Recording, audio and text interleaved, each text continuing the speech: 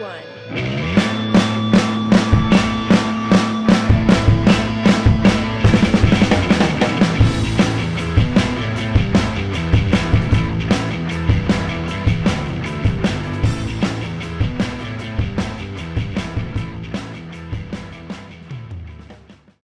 Good morning, good afternoon, good evening, and welcome to People Add Value Experience. I am exceptionally excited for today's guest, Jason Stone Weiss. Not only is he an amazing person and man, he has been a friend of mine for 22 years and my wife's for 23 years. He has had an amazing journey in the military and had some really cool stuff. He is continuing that journey now.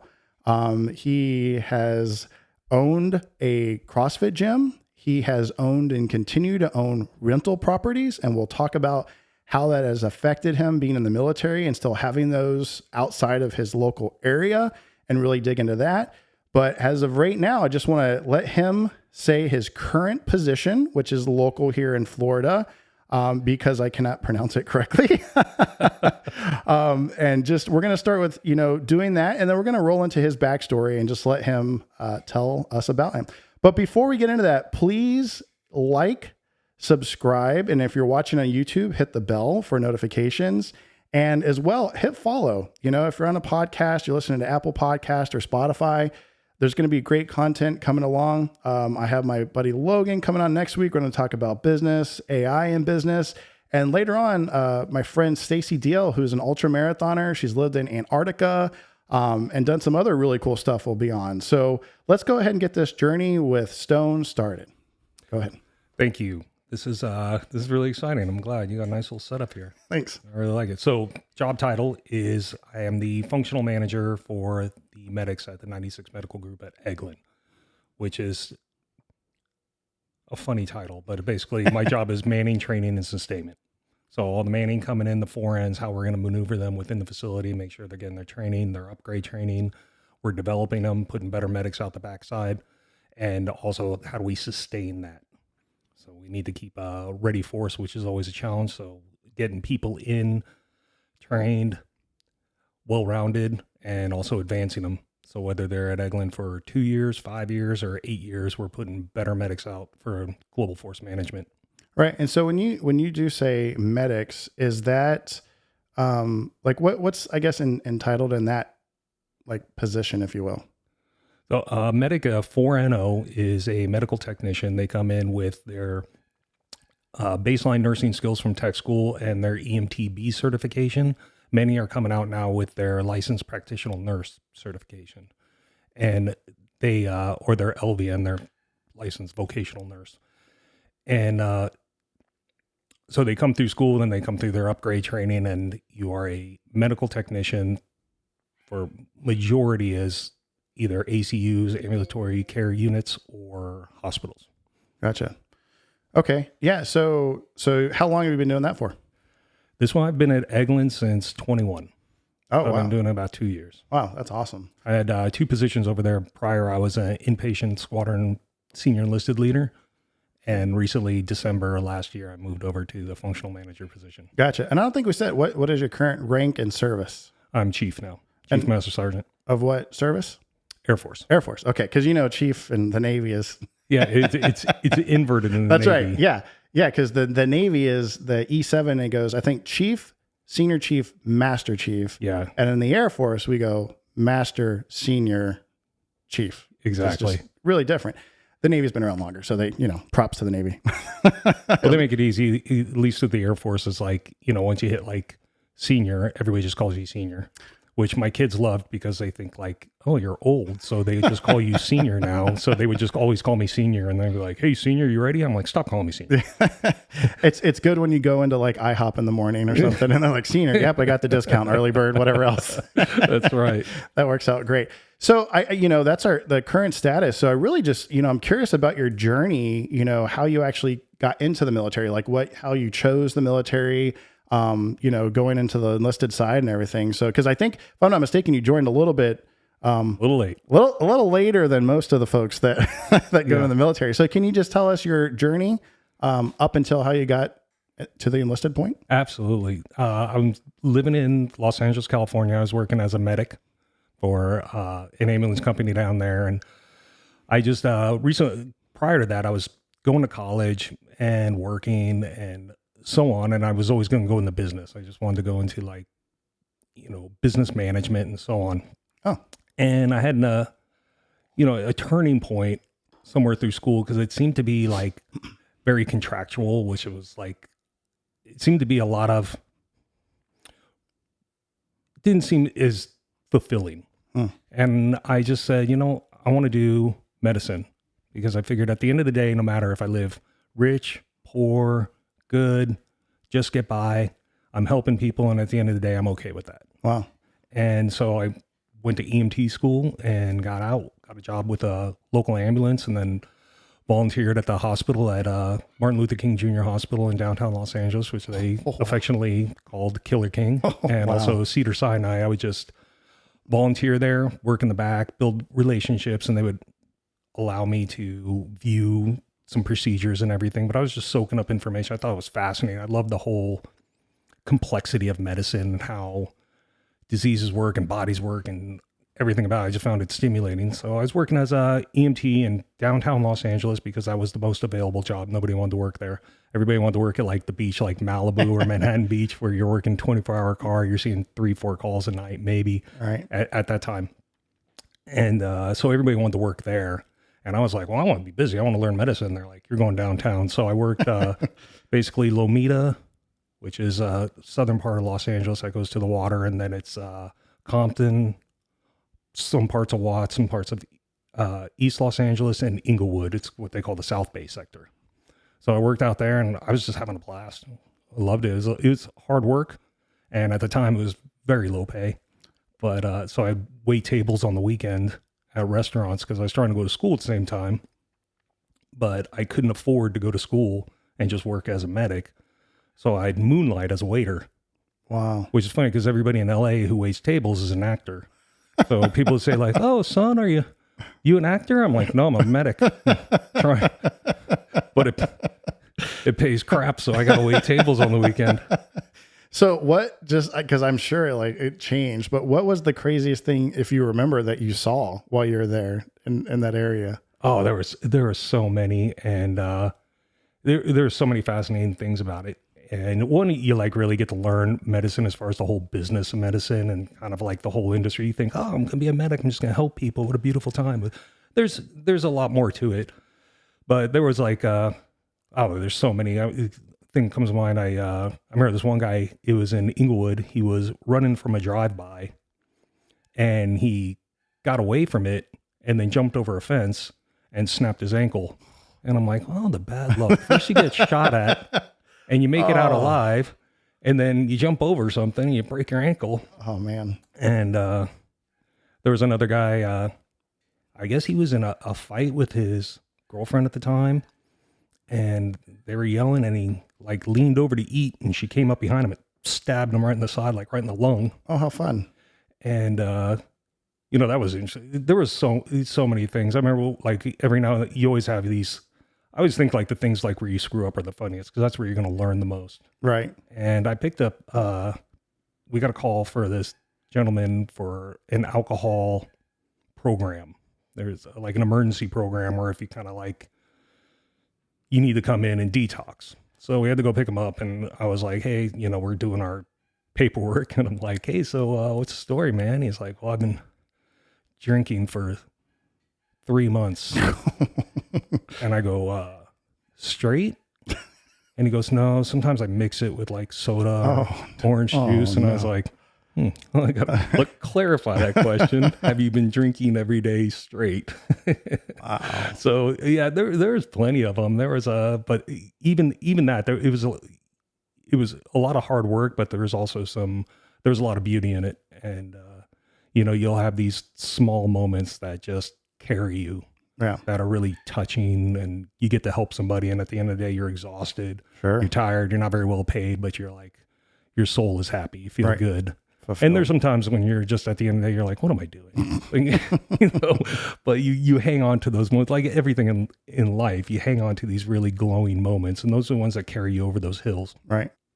Okay. So you have all those little things getting you through those moments, right? Mm-hmm. So, which is, I mean, having those stories in general is pretty interesting.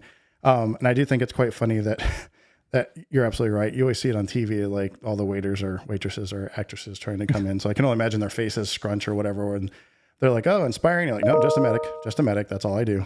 That's it. So you did that. How long did you do that? So I worked about 2 years as a medic. And by the way, yeah, it's true what they say. Like everybody I worked with in the restaurant, they were all aspiring waiters and waitresses or aspiring actors. Yeah, that's it. And everybody had a screenplay. Everybody's going out for a commercial or something. So I was like, this is true. Like you guys are all, it depends on the place you're at. And the place I worked, it was definitely heavy in that area. Yeah. So how long were you the EMT or EMT? I did it for 2 years. Okay. And, just working, living in LA, kind of finding my own.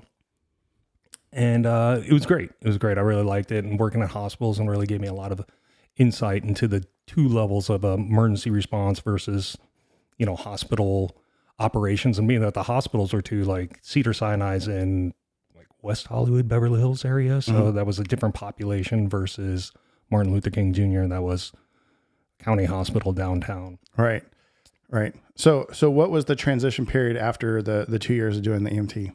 Into the military. Or what was next? I guess what was that next? Was the military next. Okay. I was sitting, I'll never forget, I was sitting right across the street from Park, and it was like in West Hollywood area. We're doing some coverage. And I was kind of tinkered around. Like I knew I was going to join the military. I was going to do my 4 years, my civil obligation, and I just thought, well, I'll do this. And I just wanted to go to school and develop myself first. So then that 4 years wouldn't set me back. I can come back and go right back to school and continue with my life. And we were pulling standby, which you do a lot. You sit in the ambulance and you just wait for a call. Mm-hmm. And it's, it's a good introspect moment because sometimes you'll be there for 15 minutes. Sometimes you'll be there for 3-4 hours. Wow. You're just waiting for people to get hurt, which sounds kind of morbid, but somebody's got to do it. Yep. And we got to be there for them. So I walked across the street. I got the ambulance went across the street to a payphone. If you may remember payphones, they did exist at one time. And I was like, I'm going to join the military. And I didn't really do a lot of research. I went down, I looked at the Army because all my family were all prior Army. And so I went in there, I called the Army recruiter. I said, hey, I want to be a medic. He's like, sounds good, man. Hang on. So I was waiting. And then you had to put more money in. And I was waiting. It was like 5 minutes. And I was like, forget this. And then I hung up there. And then I just called right back to the Air Force. And I was like, hey, I want to be a medic. He's like, yeah, man, come on down. He was like this really cool guy. He had season tickets down at the Kings hockey.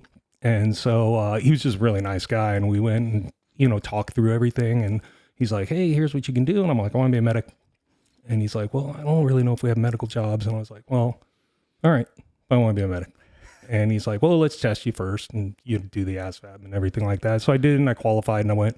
And I went to MEPS. And, of course, they try to, hey, how would you like to do this? Yeah. Well, whatever. And I was like, I want to be a medic. And so they got me in.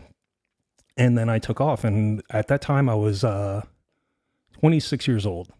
So wow. My first day of 0 week was my birthday of 27. Oh, no way. Was it really? Yeah. So like you do the old footprints and they run you all night. Yeah. And then that morning, whatever it was, like 4, I remember they play that joke on. We're like, okay, get some sleep. And then you pull your sheets back and they get up. And I'm like, hey, wait a minute. Like we didn't even get a chance to sleep. But that was my birthday.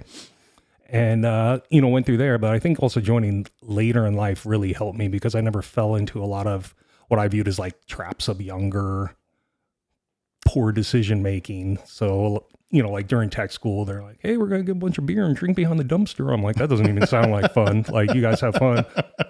Or they would just do stupid stuff. And then being older, like I was living on my own. And I've been basically living on my own at that time since I was about 16. Did you find when you were going through basic and or tech school that you gravitated more towards the other folks of your age, if you will, because of just the maturity set? Or did you end up, you were hanging with the younger populace, but then would divert when they were going to make these dumb decisions? No, when you're 27 in basic training, everybody's younger than you. And I just wanted to go do my job, and come back. It wasn't very physically challenging. It wasn't, task challenging, but one thing I didn't prepare for was just getting yelled at every day. And and when you're living on your own and, you're paying your bills and working and going to school, you're not used to being yelled at all the time. So I remember I'm just like, oh, man. And I'm kind of quieter anyways. Like I don't raise my voice too much. I don't, just like to have a little bit more of a mellow demeanor. So just being screamed at all the time where I'm like, wait a minute, you told me to do this. Now you're yelling at me for doing that. And then I did this and I'm yelling. I'm like, oh, I get this. I get it. Like you're always wrong. Yeah. And so catch 22, wrong. Yep. Yeah. So I remember I went there and I just stood and they're like, hey, who's over 20? People raise their hand. Who's over 22? Who's over 25? Finally got like, who's over 25? I think I might have been the only one. Oh, wow. With my hand up. And he's like, you're dorm chief. And I was like, hey, I was like, Roger that. And then I remember thinking, what the hell's a dorm chief? And it's basically somebody who gets yelled at for 6 weeks and you're responsible for everybody, in the dorm set of your flight. And they were all pretty wild. So I got yelled at a lot.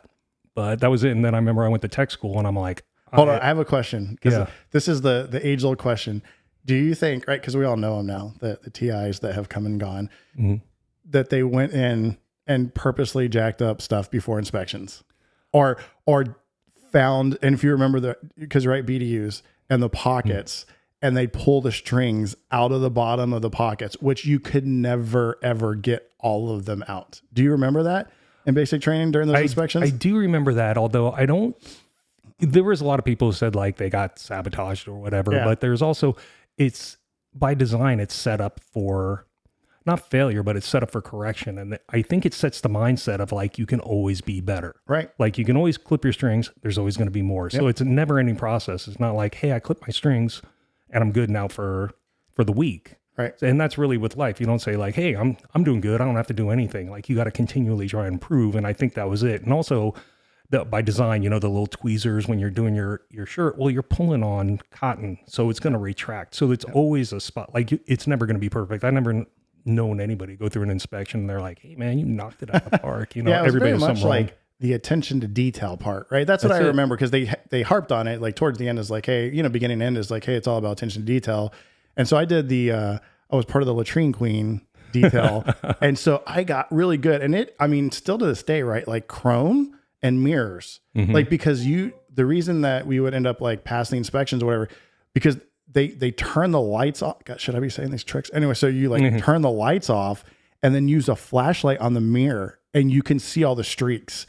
So that's how they would find stuff, is they'd be like, come on in. So we learned, right? Like we learned about that. And then chrome, just like going to town on chrome, where, you could see there's no difference between looking at yourself, like, or somebody else, and then looking in the chrome and seeing yourself. It was just super, but it was a lot. And that, carried on for the rest of my life, if you will, is some of those lessons learned and attention to detail, which you can always tell to people that have gone through that. And it's like, it's not something that revolutionizes or changes you. It's just an additional skill set that you bring to the table that I think is great. And they do it because of, hey, you're going to be a medic, or you're going to go work on, multi-million-dollar, billion-dollar aircraft. And it takes the smallest, hey, if you lose a screw here, you can completely jeopardize the safety of, the air crew and or, the actual aircraft itself. So 100%. There's a saying that says how you do everything, or how you do anything is how you do everything.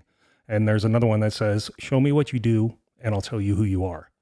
Oh yeah. And that's like a great way of looking at it. So it's like, yeah, you're never done with like these inspections, but I think it sets that mindset of like, you can always be better. Yeah. And even though it's in a much more forceful environment, it kind of sets that undertone. Right. And our buddy Jocko, right? Discipline equals freedom. Yeah. Buddy Jocko. Love that guy. He's not my buddy. Like, I don't know him. I wish I did know him. He's a great guy. Yeah. Read books and listen to him. Yeah. Actually, on my office door, I have good. Oh, do you really? Yep. It's just on there. And I'll probably watch that video maybe at least once a month, because it's another change in mindset. Because when you're dealing with, even the military nowadays, all the way through, is like you have these, a lot of challenges, a lot of them very complex, and complex challenges most of the time require complex solutions. Right. And it's just good. Explore that creativity. You don't want something cut and dry, because that makes you lazy, where you can just, yes, no, okay, now, okay, let's pull this back. Let's pull these strings apart here and see what we're looking at. Let's get to a root cause. Okay, so we have like a multi-layered problem here that requires a chess type solution. So we need to fix it now, fix it for the future, and also make it better for everybody. So those are really exciting. So if you look at everything like good, every challenge, every time somebody says no or it can't be done, I'm just like, good. Let's get after this. Yeah, Jocko Williams is pretty awesome. Yeah, I read Extreme Ownership. I haven't read the Dichotomy, but him and Leif Laban are amazing people. So you can tell, right? A lot of building blocks from basic. And then tell me a little bit about tech school, how you experienced that. So where did you go to tech school? I went tech school at Shepherd Air Force Base. The red draw.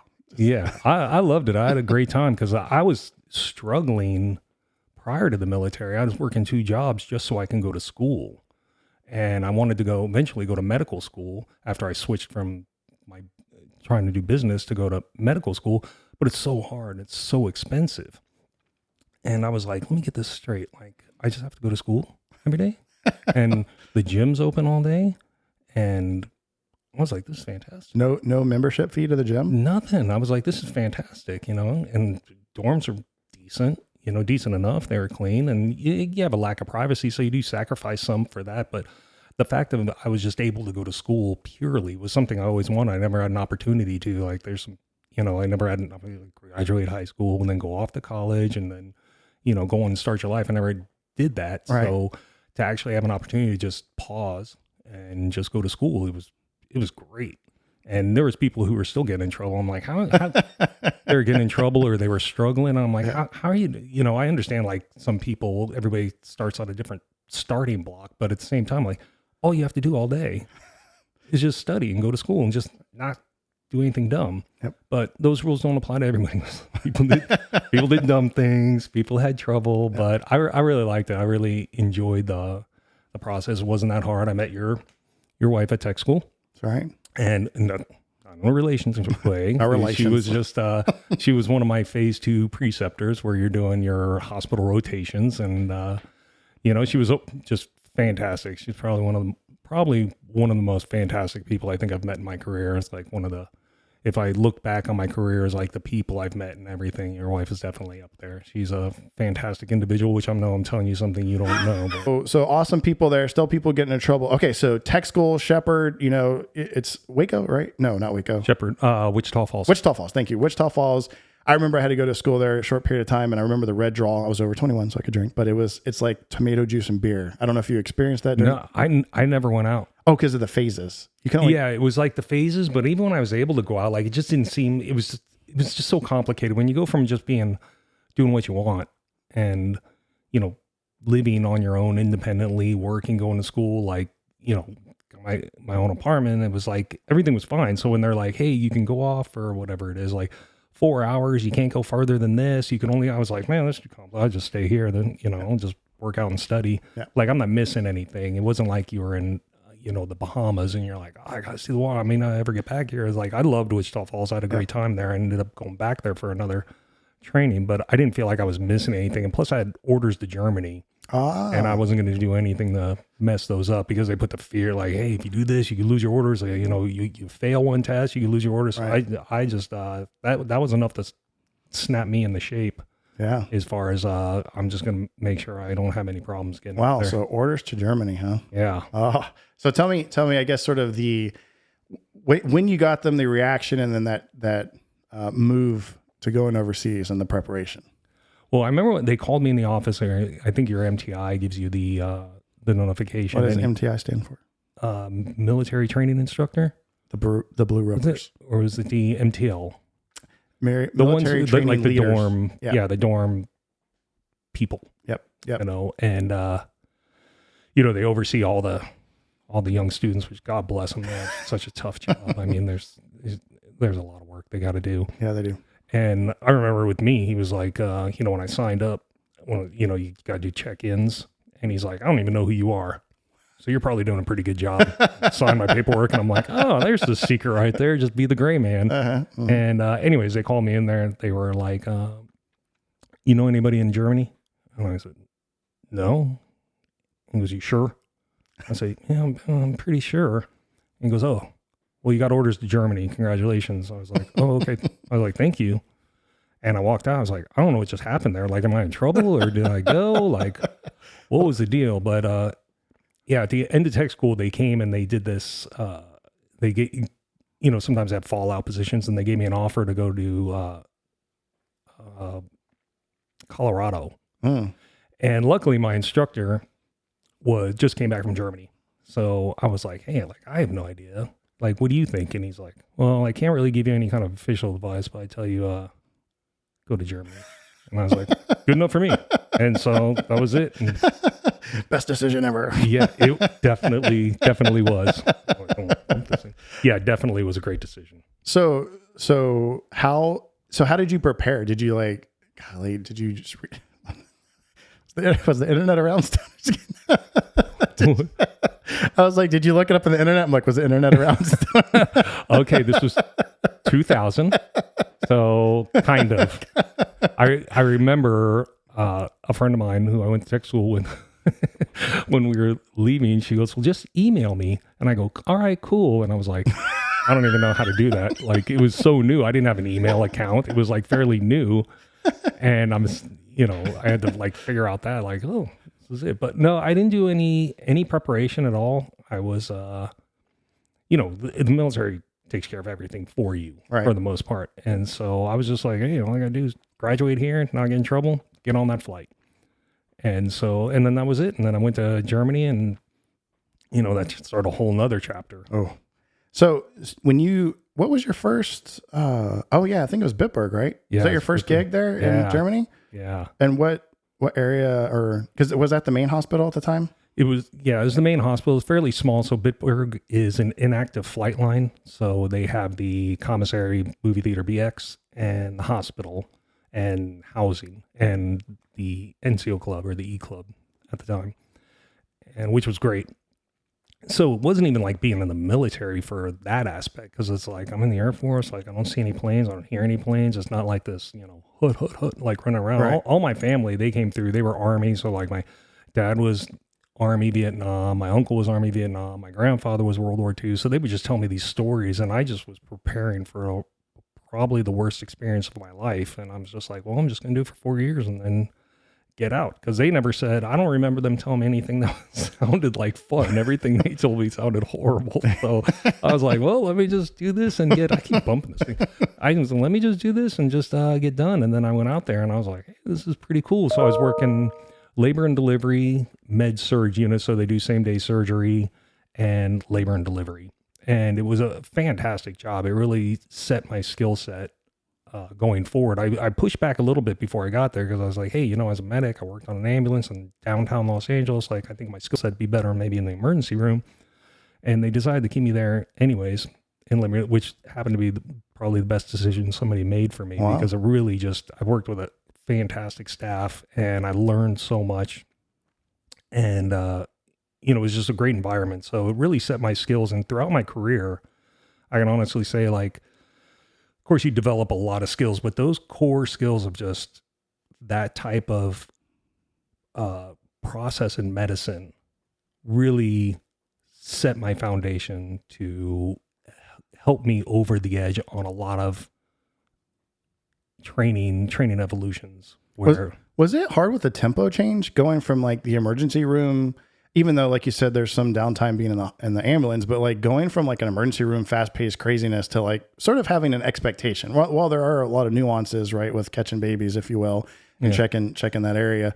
But did that, like, was that hard to sort of, I guess, throttle down, if you will? Like, no, it wasn't really a throttle down. So it was still medicine, and I really enjoyed it. And actually, to see working inpatient, being able to see the disease process is so valuable, and it's something you can't teach somebody. So when you see somebody come in who's either getting ill or seriously ill, and you watch the disease process over days, And this is labor and delivery you're talking about. Labor and delivery, med surge, because labor and gotcha. delivery, they'd have a lot of complications. So you see somebody come in with just like a regular delivery and there'd be a complication during the delivery and we'd move towards an inpatient. I understand. Who had another complication. So you get to see the disease process, how it affects the body and the vital signs and their, all their, physiological mechanisms is a huge learning. And you can't explain it. There's tons of books on it, but they say like diseases don't read books. And until you actually see a disease process, you don't really know it. And a friend of mine told me, he was an internal med doc and he's like, that's why we work such long shifts. He's like, we don't do it because it's good for you. We do it because you have to see that full disease process to really understand it. You just can't teach it to anybody. Yeah. So but anyways, as far as tempo, I mean, that was a busy job. I mean, in Germany, it rains 9 months out of the year. So there's a lot of love in Germany. We were catching 25, 50 babies a month. Wow. So I left there. I think I did 2 years in that section. And I think I was upwards of 500 deliveries. That you were part of or just in general? That I was part of. Wow. Yeah. So they were just flying. Some day, it's like 25 to 50 over a month. So sometimes there'd be 5 or 7 over a weekend.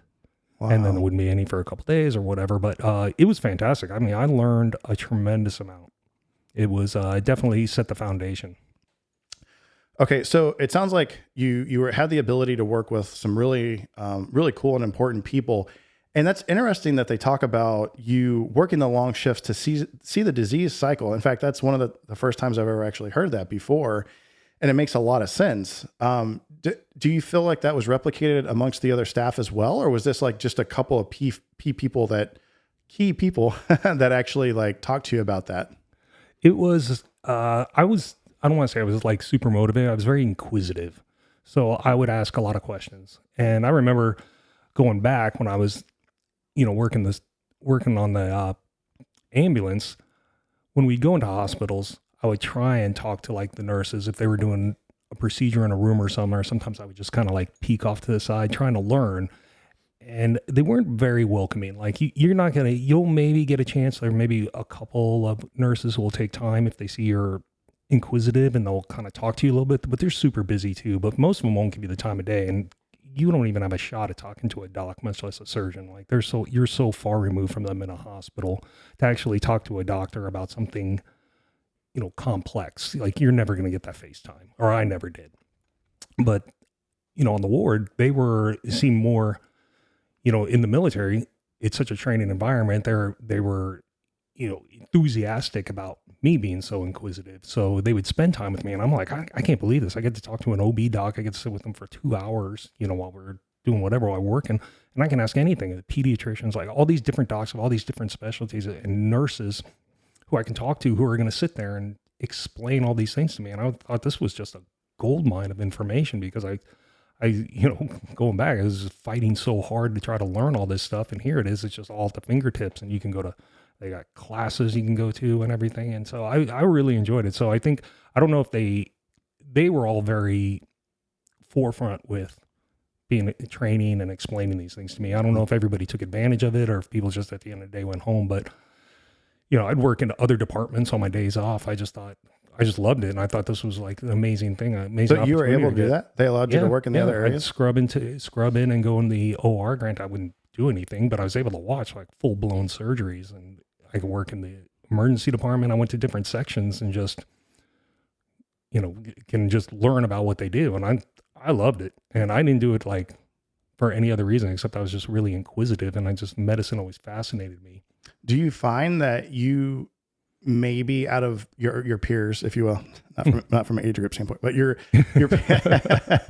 do you find that you value that more because of your prior experience? Like you just gave those examples of not even being so far removed from these specialists, and now you have the opportunity that, they're like, yeah, sure, you want to learn, let's sit down and chat. Like, did you find through other conversations and or in retrospect, now looking back, do you find that you had greater value because you did have the prior experience that you did? Oh, 100%, because you don't get this information that's so readily available, much less somebody has a patience to sit there and talk to you.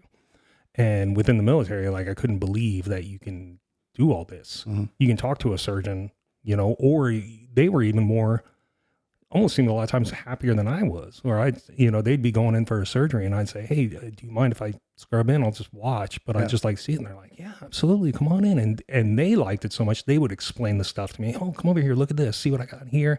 And I'm just like, I can't believe this. Like, I get this opportunity to sit here and watch a surgeon who has, years of school and training, who's sitting there talking to me and walking me through something. And, everybody in there is very welcoming because they're just like, hey, you're enthusiastic. Like, we want to teach you. And so I was like, I want to learn. So pretty cool. It was really fun. And it was always very thankful. And that's like that throughout the career, but the prior not being able or having to fight so hard for that information and that training and that schooling, I had a greater appreciation for it, where maybe somebody who came in younger or didn't have that experience may think like, well, this is the way the world is. And that's when I'm talking to people, I'm like, you don't understand how valuable it is right now. You can talk to, we at Eglin have dozens of AFSCs, like upwards of 93, including all the medical specialties. And everybody's an expert in something. And so it's fascinating. You can talk to, and they'll stop and they'll talk to you and they'll explain it to you. And you don't get that opportunity. You can't talk to, like, let's say you want to go down and talk to a stockbroker on Wall Street. Then, you're not going to be like, hey, tell me what you do all day. And he's like, oh yeah, come on, let me take 3 hours of my day and explain it to you. You know what I mean? Right. But you can do it with inside, the military has that training framework, whereas like you're only as strong as your weakest link. And if somebody's asking, it's almost like this, obligation to explain it to them. And to just makes me better by making you better, by making us better, kind of thing. You bring the whole bottom up, right? Like if you will, raise the watermark. Baseline, it brings raise the watermark. That's right. Yeah. So what did you do anything, I want to transition over to the overseas experience because Germany is pretty amazing. So what did you do outside of work in Germany? So I did a few things. So I worked a lot on my days off. And I'd go in, like I was, I wanted to get better at certain procedures. So I'd go in there and work, and they were always happy to let me in. But I did, I bounced at a bar on the old flatline. Yeah. I don't think I knew this part. Yeah. I can't remember the name of it. It was, anyways, I was there having a beer with a buddy of mine, and the owner came up, and, I was a little bigger back then. I've always been a gym rat, but I wasn't, I was much more like into bulking, you can say. So I was, a little larger. I was like camping in the gym most of the time. And so I was a little bigger, and he walks up and he's like, hey, you want to bounce on the weekends? And I forget what it paid. I don't know, like $50 a night, and you get like a few beers. And I was like, sure. Like, I'm hanging out here anyways. And then so I started doing that. I did that on the weekends, and that was fun. Wait, what town was that in? It was in the old Bitburg, like where the old flight line was. Okay. There was an Irish pub there. I can't remember what it was. All right. But it was there. It was a fun place, and I got to meet like a lot of locals went there, and so it wasn't just all American. And I really liked exploring. Like when I was in Germany, I was not home. If I was off for a day, I was traveling. If I was off for 2 days, whatever, I was gone all the time, and I wore it out. And also being able to interact with a lot of locals was hugely valuable, and I really liked it. And then also, of course, played rugby out there. I was training at it's funny how I fell into rugby is I was training at this. So prior going in, I used to fight, like not in the streets, like the gym. I studied Muay Thai fighting, which I always loved. I did it since I was about like 14 or so. And I found this Muay Thai place over in Germany, and I was like, oh, this is awesome. So I was training with him, and we'd travel around and do these amateur fights, either in France or Holland or, these different places we travel. It was great, and it was a lot of fun. And one day I was training with my coach, and I thought I zigged when I should have zagged, and he broke my rib. Oh, God. And then so I was basically out for a while, and I ended up meeting a friend of ours, Chris Mendoza. Wally. And he's like, hey, man, you should play rugby. And I'm like, what's rugby? And he explained it to me a little bit. I'm like, oh, that sounds like fun. So then that's how I got into rugby. And and that happened, totally changed my trajectory, and started playing rugby for, the whole time I was in Germany. And then my next follow-on assignment, I played it some more, breaking more bones along the way, but I had a great time doing it. Yeah, there's quite a few. It's funny. So not last session, but the session before, I had Jim on, if you remember a little bit. I think you guys overlapped just a little bit in the rugby time. Jim got just a little bit of time. But yeah, same rugby team playing for the Trier Irish pub. That's right. so many stories. One day I'll have to have like we gotta do a podcast just on that alone. Could be hours upon hours of stories in rugby. It's interesting. I don't even remember what I was doing. I was in outdoor rec on Spangalum. I was in the outdoor rec. I don't remember what I was looking for. And I was leaving or something. I saw a flyer and I was like, join rugby, call here. And I called Alf Thompson at the time. And he's like, oh, come out. And I was really nervous. And I can't remember if I was playing flag football at the time or not. And I was like, oh, all right, I'll go try it. Right. And so, the very first night I was in Germany, I think the very first or second night, someone took me down to Trier. So I was like, I love Trier. Trier is amazing, fantastic. Amazing. So I was like, okay, this can't be that bad. And then just the people, the environment, the culture, and, part Americans, part Germans, they were playing with the team, and talk about getting embedded in the culture. I'm sure there's sayings out there, but like, you have these German friends and they become, when they're your friends, they're like extreme, loyal, lifetime. Yeah, they're fantastic. I mean, just amazing people. And so if you remember Christian Foyette, shout out, he had the wine place. He took us to a wine thing, rugby party. In the cave. Yeah, in the cave, man. I remember that. I remember looking at those pictures and I'm like, oh my gosh. And then like going out, and it was great because you always had people you could call, like, hey, there's the Bernkastel Wine Fest. Like, who am I going to go with? I don't know. Let me call some rugby friends. And then you just go. And I will tell you the difference, especially going to England afterwards, is the way that big festivals were approached from a cultural standpoint in Germany, comparatively speaking to other countries, again, like England, was I felt like there was a lot more families that went to it. Like I remember being so surprised as an American going to the wine, and then like people are pushing kids in strollers, and it blew my mind because I'm thinking, okay, I had that stereotype of like alcohol adults, that's it. And they're just walking around with all these kids. And then you go to the Pig Fest. Remember the Pig Fest?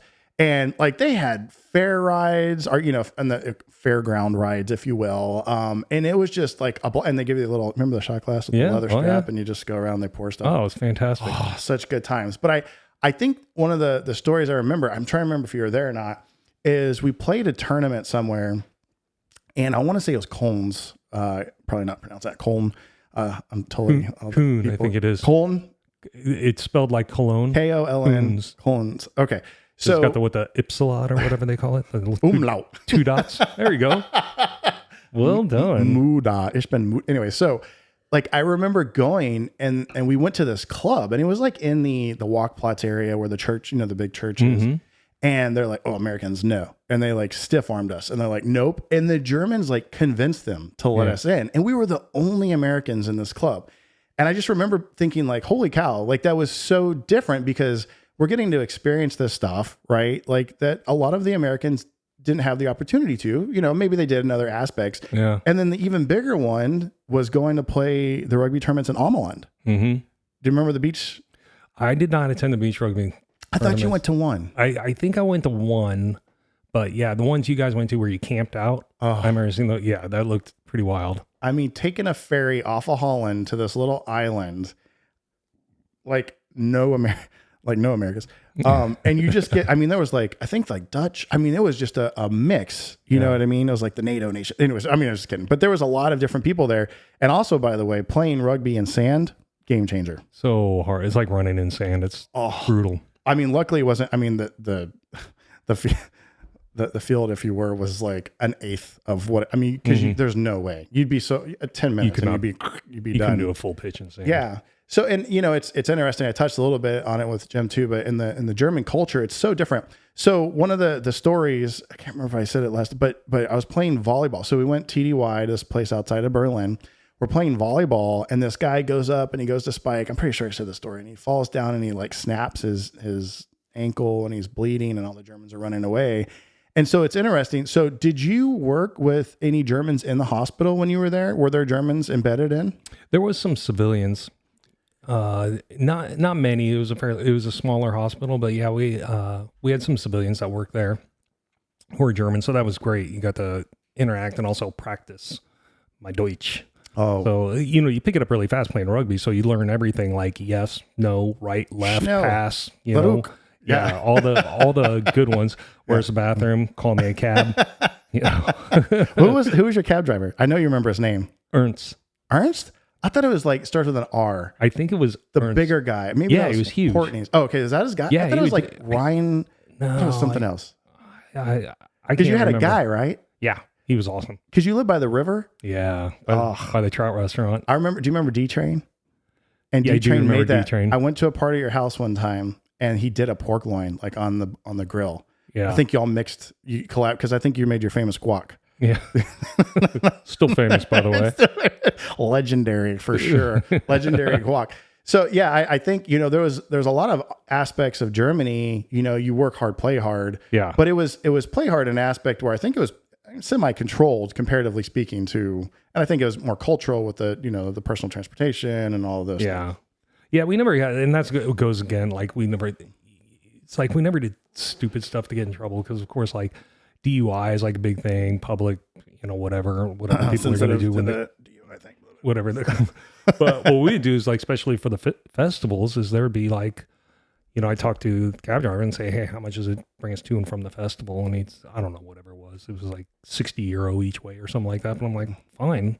Like there's 4 of us going. So, and you don't have to worry about anything. And they pull, it's not like normal, like they drive into the festival. So you tell them where you're at. You're like, hey, I'm by the Ferris wheel, whatever. Like they'll pull up and pick you up and roll you out at your house. I mean, it was fantastic. It was well worth the money. So we never really had to get, luckily that was another part of just being able to think through things a little clearer. Yeah. I think my 2 favorite stories about playing rugby with you is, and I don't know if you remember this one or not, and I want to say we're playing our nemesis, worms. Yeah. That you were on the ground and you were getting your head stomped. Yeah. And in rugby with the metal, there's the round metal cleats. Yeah. And because you had the marks on you, because you didn't have hair, same point, right? Like you had the big boom and then the rake marks on your head. Do you remember that? I was underneath a pile, and the way I just went down is everybody, because when they go down, like 5-6 people pile on. I just happened to be at the bottom, so my arms were pinned. And he just came up, and of course they were fairly dirty, and we returned the favor many times. Mm-hmm. But he was just teeing off on me, and I'm bobbing my head back and forth trying to miss him. And you came in, you're like, Stoney, and you plowed him off. But he got a good 5-6 shots in before I was able to get out of there. So my head looked like like a cheese grater by the time I came out of there. It was adds to my character. That's right. Yeah, and then secondarily, holistically, right? If you remember, I think the worst case scenario was it Braunschweig? I can't remember. It was one of the bigger tournaments, and someone like broke a clavicle or something. Because like I did the same thing at the piano bone situation, but I remember like the biggest thing was like dirt and water, right? Like that was their answer to everything. Yeah. That was the German rugby. You remember Harry? Yeah. It was like someone's leg, like their knees pointed the wrong direction, and they're like, get the water, and like the Vasa, and then they just pour the water, and like, bro, it's not moving the kneecap back into position. Like that was I remember when I snapped my ACL when we were playing, they pulled me off to the side of the field and gave me a beer, and so I was sitting there and I was like, well, I guess this is it, and I couldn't really walk, my knee really hurt, and so they're like, have another beer, and that was their answer, and. Yeah, it's definitely a different culture. Also, like they're medical. So like when they deliver, going back to like labor and delivery. So when they do like a normal, non-complicated delivery, they give them Motrin maybe. And you stay in the hospital. So for a C-section at the time, you had to stay in 14 days in the hospital, 7 days. Where our side, a C-section is 3 days, 3 or 4 days. And then like a normal vag delivery is like 2 or 3. Mm-hmm. It's much smaller, but we do a lot of medications, a lot of care. We like bring them, you bring them their food, bring them their water, just let them recover and spend time with the baby. Where in German hospitals, they're like, no, you're going to get up and walk because that's how you heal. Oh. So they're just like, yeah, if you want food, it's, wherever it is, and you have to go get it. You want water, you got to get up and go get it. Yeah. And you have to bring your own linen, right? Like you have to maybe. So because Courtney, we were talking, I think her sister who was over there at the time, remember Jessie? Yeah.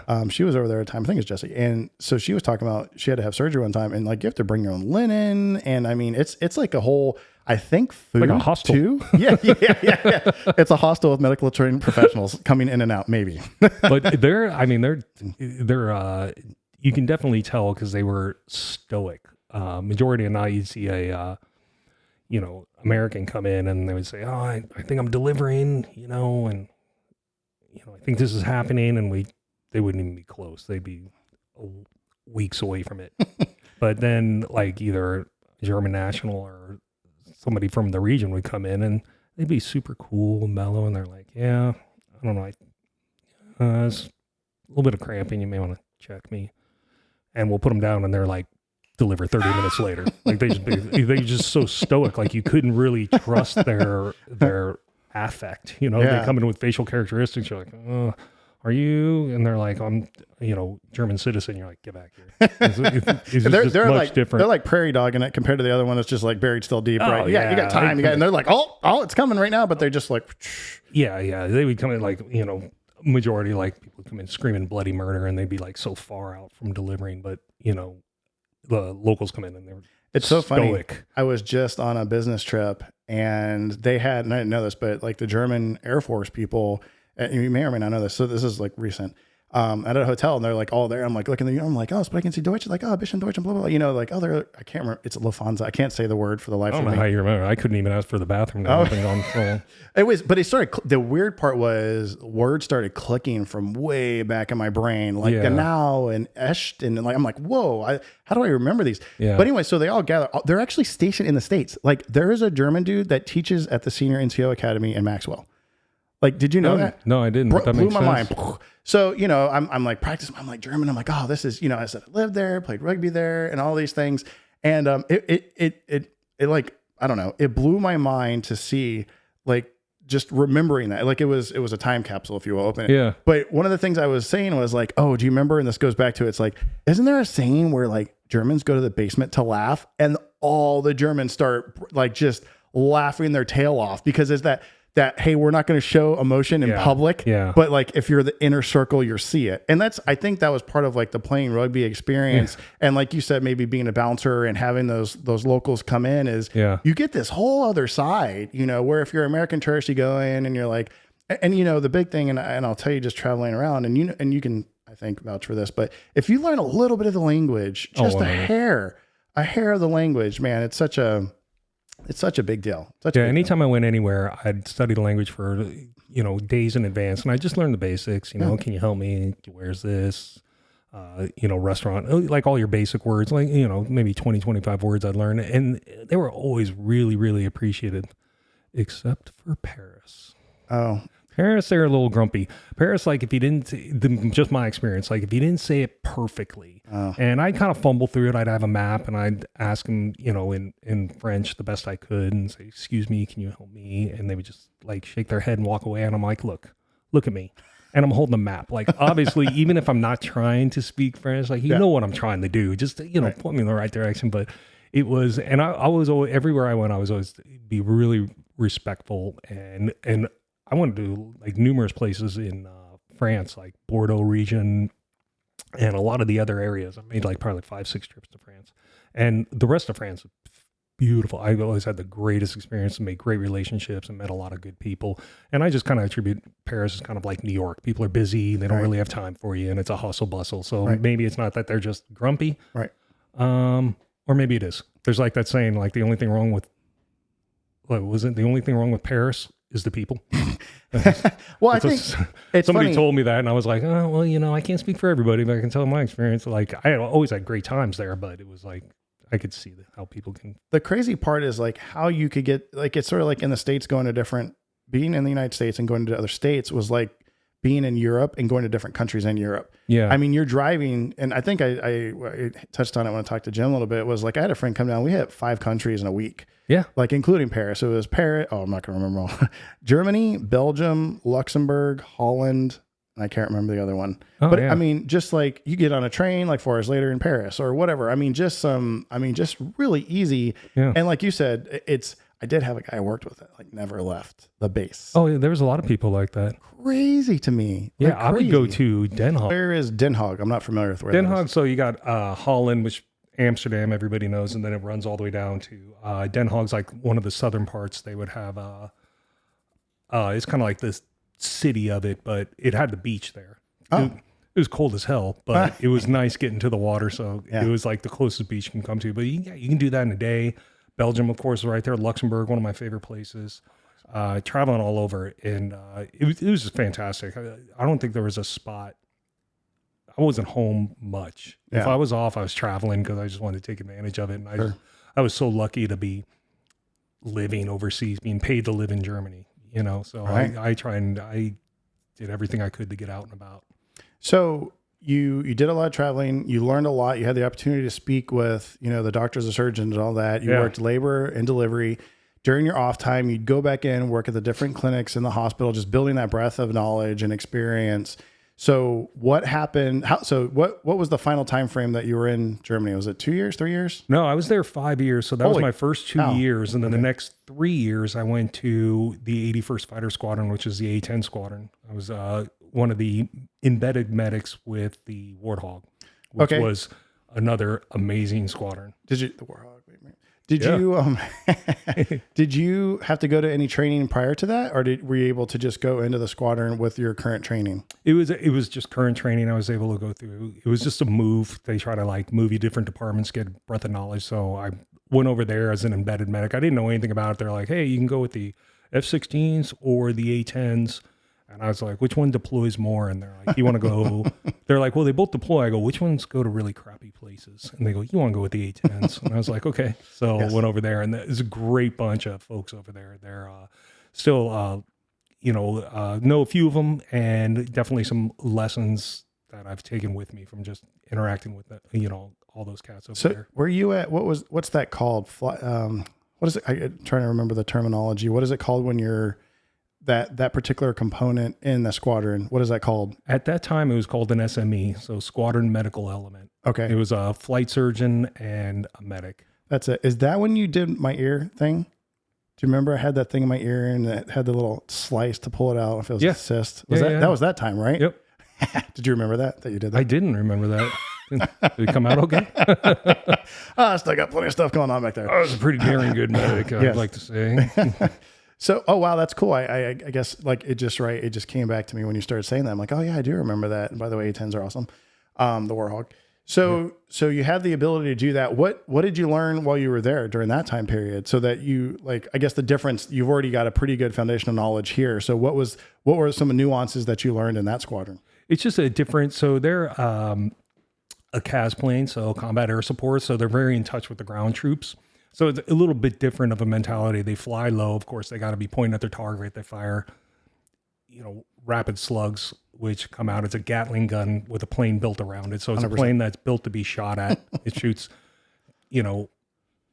immensely rapid fire. So they got to be really in touch with the ground. Also, it's a high maintenance squadron. So their maintenance tail is huge.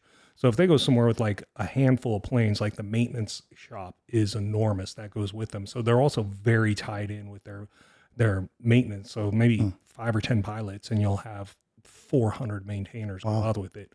And everybody has to be very specialized as far as like, the guns and the weapon systems and things that have. So they're very grounded, humble kind of guys. Yep. And I had a great time. Like you couldn't tell, like we all went out together, we traveled together. It was a really fun squadron. And were you also responsible for the well-being, if you will, and health of the maintainers as well?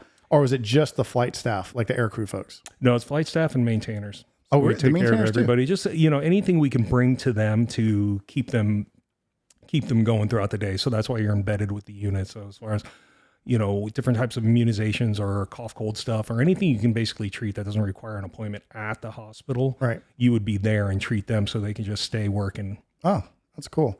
Okay. So you did that I did it for 3 years. And then after that, I got orders to Jackson, Mississippi it wasn't the department I was going to, wasn't hugely excited about, but I'm like, hey, it's something new. I'll try, I'll give it my best effort. And then my NCOIC, and this was, I look back on very fondly about this because this thing, I talked to him about it after that, and he said, it was really no big deal. I just made a phone call. I'm like, no, you changed the whole trajectory of my career. So what you thought was really small and took you only a few minutes changed my entire pathway of my career. Mm-hmm. And he came up and asked me one time, he goes, hey, you want to go to Fairchild instead of Jackson, Mississippi? And I was like, sure. And he goes, well, you got to go to IDMT school along the way. And you got past IDMT school. And if you pass, so what does IDMT stand for? IDMT school is independent duty medical technician. It's a military form of an independent provider that can do, simple surgeries, radiology, blood, labs, certain procedures, like a low level, but higher than a medical technician. So they're called physician extenders. So like you would take like one physician who would sit at one location, and you'll have IDMTs at 6 or 7 locations, and they can communicate with the provider, and they have an extended scope of practice that allows them to practice above an EMT basic or above a medical technician.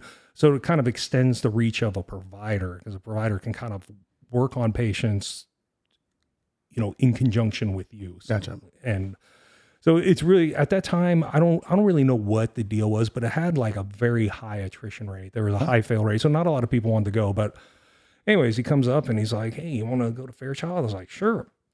That sounds great." And he goes, "Okay, well, let me make a phone call." So then he goes and he comes back like 20 minutes later and he goes, "Congratulations, you got Fairchild." And I go, "That's awesome." I go, "Where the hell is Fairchild?" And he goes, "It's Spokane, Washington." I was like, "All right, cool." And he goes, "Yeah, just do well in IDMT school." So there I was back at Shepherd Air Force Base going through IDMT school. And it's about 16 weeks long. And then your follow-on training, of course, a little more extensive. But you... Wait, how long? Say it again. How long? It's about 16 weeks. 16 weeks. About 4 months. Okay. So it's 4 months. At that time, you had to be a certain rank. You had to meet so many prerequisites. You had to be a BLS instructor, instructor in certain medical. You had to be signed off on procedures as far as suturing, so much OR time, and so much, just a kind of a qualifying package to get you there. At that time, that's what they did. And so I went out there, and it was difficult. It wasn't too bad. Like we went in there, and I just knew. Same formula, study your ass off, don't get in trouble, right, and do well on the test. So I did, and I ended up going to Fairchild, working at the survival school as a SERE medic. And so you're basically a medic that supports all the survival trainings. And so you're separate from the hospital, and wherever the SERE training goes, you go with them. They go to the woods to do their outdoor training. You go with them, and it was a fantastic job. Did they make you go? Do you have to go through it first? Yes, you have to go through it, and then you go through like pretty much the whole complement, the whole basic complement: water, survival, parachute, not airborne, just parachute, and then of course SERE. And then while you're there, you get a lot of additional training because they did search and rescue for the Northwest region. So you flew around on Hueys, and mostly anybody who went missing or was stuck in the woods or any kind of whatever was going on there, you'd fly out there if you were on that call and go help them. So you had to do, you got your rescue instructor, so your like water rescue, your rope rescue, high angle training, high angle rescue, all those. And so it was a good opportunity to get a lot of different training. Plus, you're functioning very autonomously because the training area was, I think, 70 miles from Fairchild. So you're real dislocated. You're about probably 30 miles from nearest hospitals. So when you have things in the field, like you had to make some pretty on the spot decisions. So it was really fun. It was like getting out of IDMT school, fresh out of IDMT school, and you had to be, hit the ground running. Right. And what is SERE? Remind me. What does SERE stand Survival, evasion,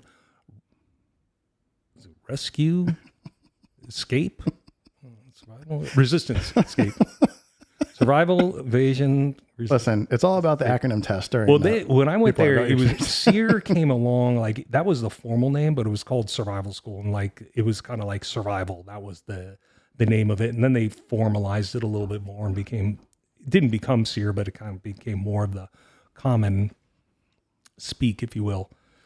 But it was a phenomenal job. I had a great time out there, and from there they sent me to paramedic school because you had to be a paramedic. Hold on. So before you go, you have to. There's two, right? You have to talk about wasn't there like one pretty big story that you were involved in, right? With the snow halfway up to your chest, and yes, there absolutely was. You had to tell that story. There was one. We went out. There was a hiker that got stranded in an avalanche, and his fiance and his best friend were buried.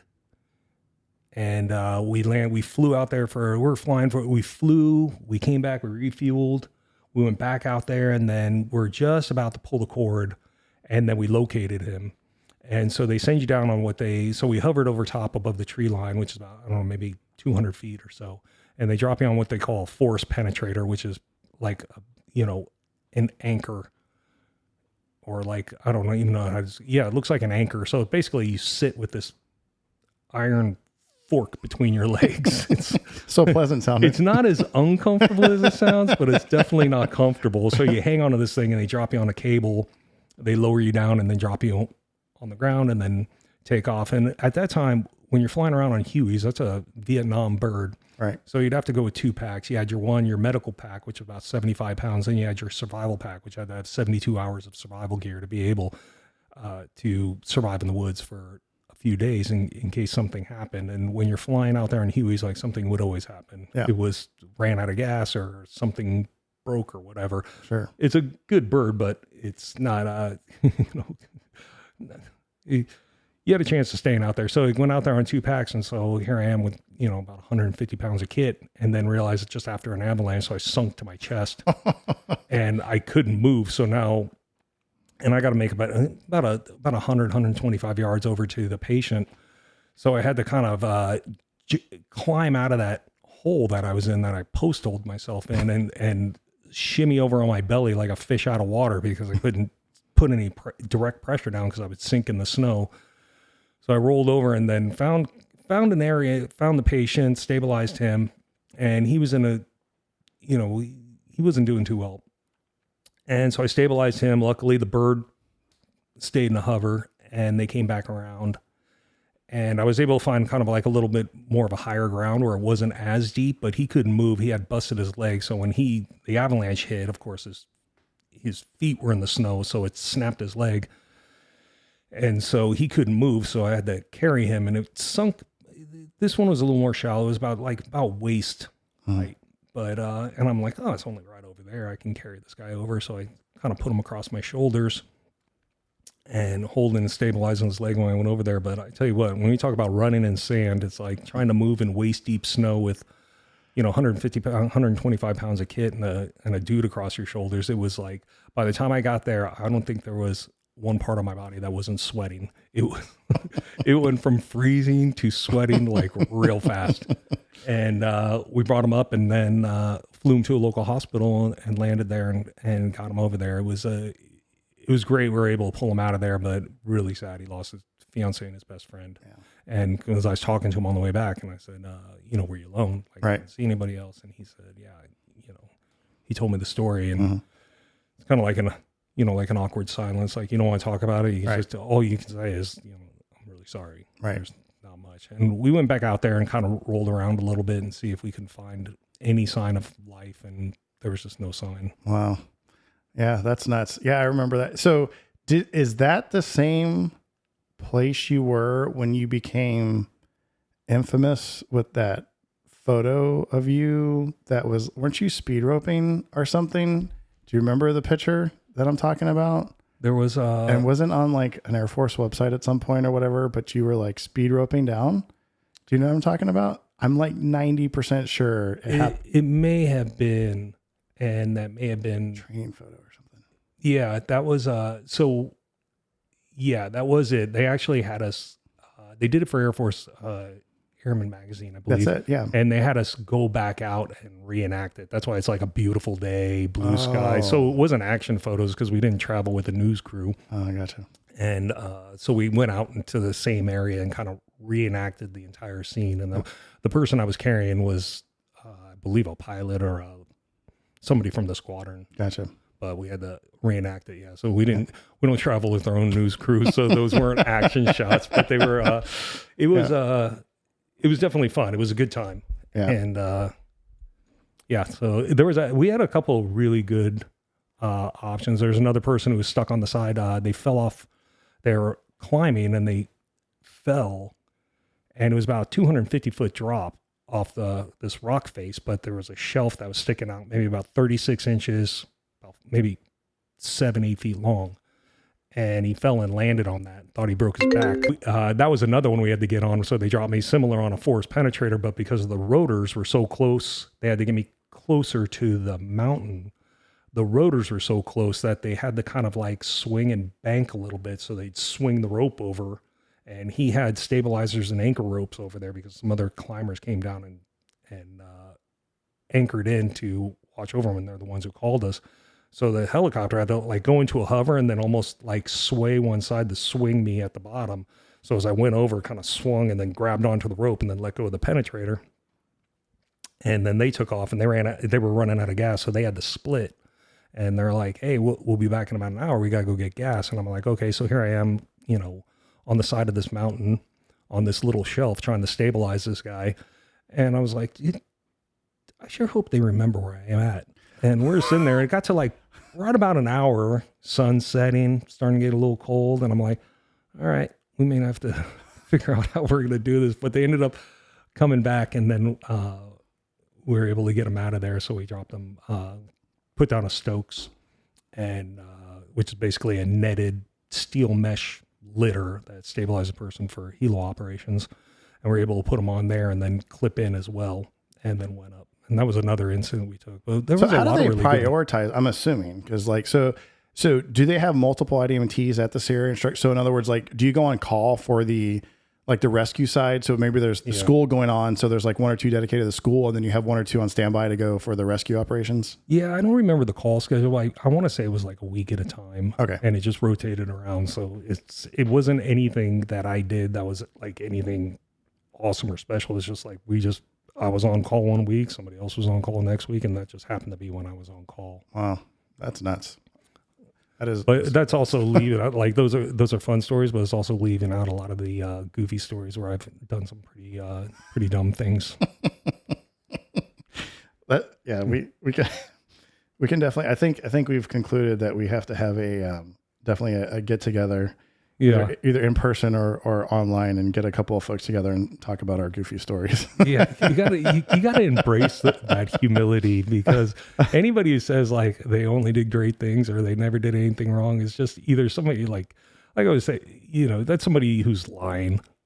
If if you got a medic who's confident in their skills and doesn't think they can make a mistake and thinks everything they do is right, that's somebody who's dangerous. You should always be cautious, especially dealing with medicine. And but isn't that? I think I've run into people that have worked in all aspects of the military and all the different components. And the one thing I would mention is the people that seem to do really well in their respective fields are typically the most humble. And I don't know if because they believe in the fail forward, or if they're just, I don't know if they came from some of their background and upbringing. And there's a really long discussion. And if you've never failed in your life, do you count yourself successful? Or is it the people that have failed and then overcome that failure to become successful? There's a whole big, discussion out there. But the people I've run into that are really good are super humble. Mm-hmm. Like they're very humble. And you sort of are taken aback by like, you're taken aback by the fact that these people know their stuff. Like at a high level, a super high level. But when they talk to you, they're just like, hey, blah, blah, blah, and you're like, wait a minute, you just did this really cool stuff. Like, well, shouldn't you, you're allowed a little cockiness and arrogance, right? Like you've proven yourself time and time and time and time, and they're like, no, man, like I can continue to be better and I can continue to learn. And like, I want to pass this, this knowledge to other people.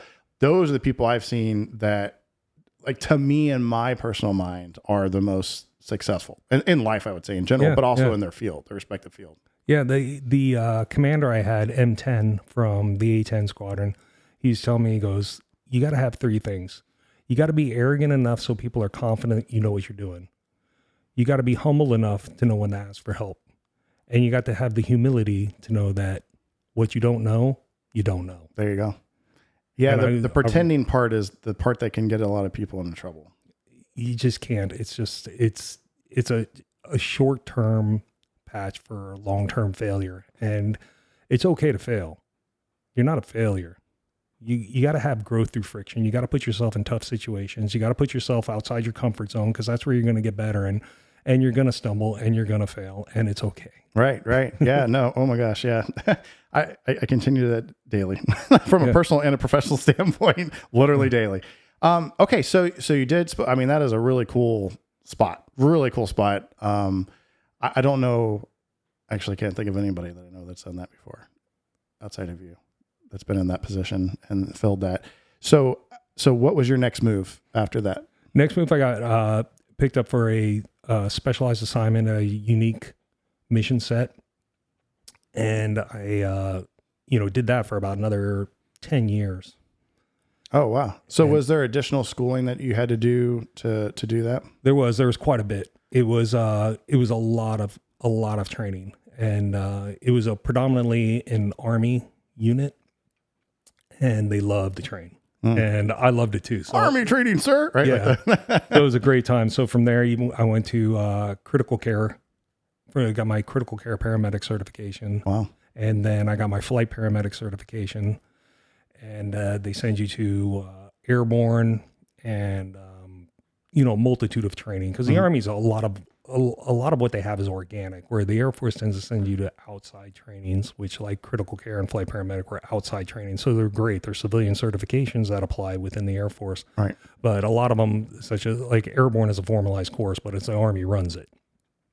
And so going there, it was, I pretty much stuck out like an Air Force dude. It was funny. My DO, my unit came out. He just happened to be there TDY, and he goes in, and you're in what they call the shoot shed, where there's about 400 of you waiting to jump and get your qualifying jumps. And he goes, hey, looking for, I was Master Sergeant Tommy, looking for Master Sergeant Weiss, and the black hats who are the instructors there. And they're like, I don't know who you're talking about. He's like, big white guy, bald. They're like, no, don't know who you're talking about. And then he goes, well, he's an Air Force guy. They go, oh yeah, he's right over there. And there I am, just miserable, because they put you in this, you sit in the shoot shed, and you're supposed to get like two jumps a day. So you have to do so many jumps before you graduate airborne. But they do, so you go there in the morning, it's like 4:30 in the morning, you arrive. You're allowed to use the restroom and eat, and then you put on your chute, and they JMPI, so they inspect everything, and then you can't touch anything on you. You can't go to the bathroom. You can't do anything. Can't eat, can't drink. So if your first jump is at 1,500, like you just have to sit there. Oh man. And it's miserable. And I remember saying, like, I would go through all the SERE and survival training I've ever gone through again to avoid this one day, because you just sit, and of course you're not supposed to touch anything, because you can theoretically, like if you touch something, you can change the mounting and the safety. So every time you touch something or you take it off or whatever, they have to re-inspect you. And there's only, there's a handful of black hats, maybe 7 or 8, and there's like 400 people. So they get a lot of reps going through, but they at least started letting people go to the bathroom and everything like that. They're just going to be doing inspections all day, and they have other things to do as well. So I understand it, but you didn't want to get seen. The word is that if you were seen or perceived to be messing with your equipment, they could pull you out of training. Oh no. And at my unit, you had to be airborne to be at the unit. So I was like, I don't want to get fired. So I didn't touch it. I just, eyes forward, just stayed, didn't move. You know me with my baby bladder, bro, nervous bladder. There's no way. But I'd have to have like a catheter or something in like a bag, the piddle. Was it not piddle bag? Piddle packs. Piddle packs. I'd have to like, hey, strap it in with that, bro. Like, I'm willing to just fly and it'll bust when I have to have that, man. I can't just for sure. Yeah. We brought piddle packs when we went to Arctic survival. Cool. Did you really? Well, yeah, it was so cold. And so I was like, well, where do I'm thinking of like real stuff, not training. I'm thinking like, where do you pee when it's 30 below, whatever the temperature is?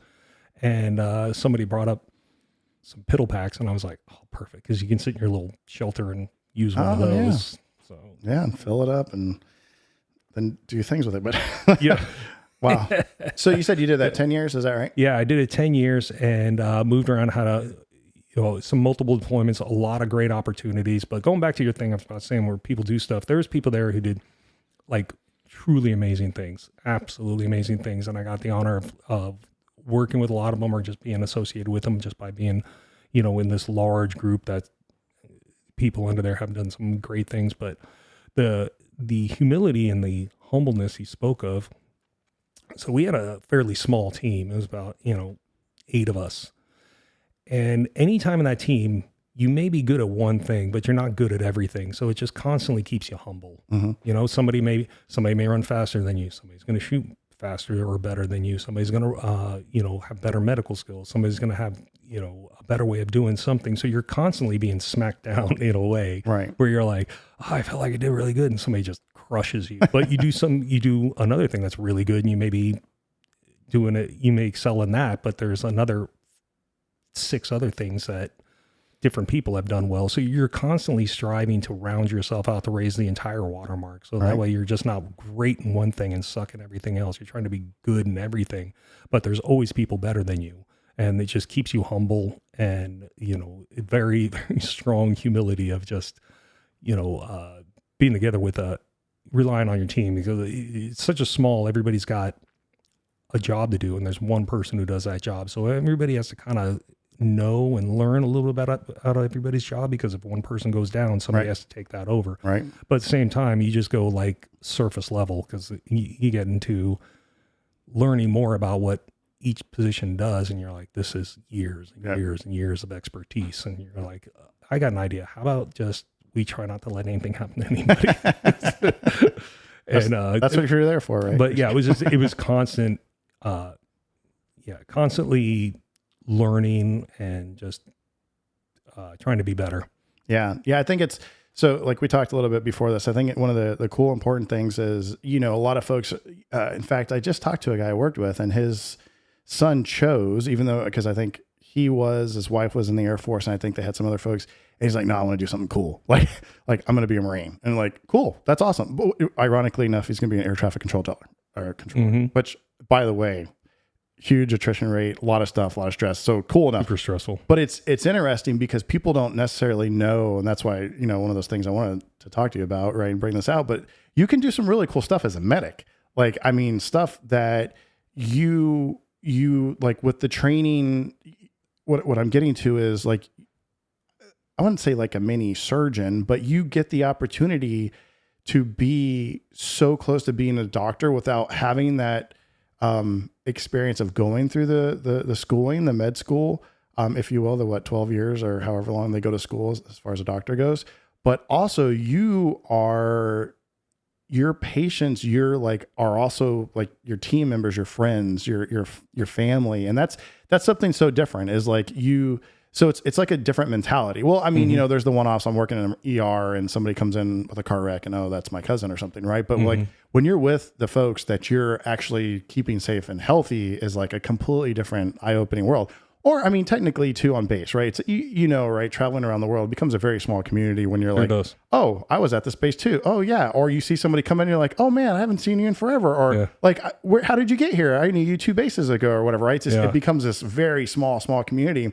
And so that's a huge difference. And like, you've already brought out quite a few differences with just getting that, one-on-one experience with these experts, going through some schools and training that you wouldn't get in the civilian world, like at all.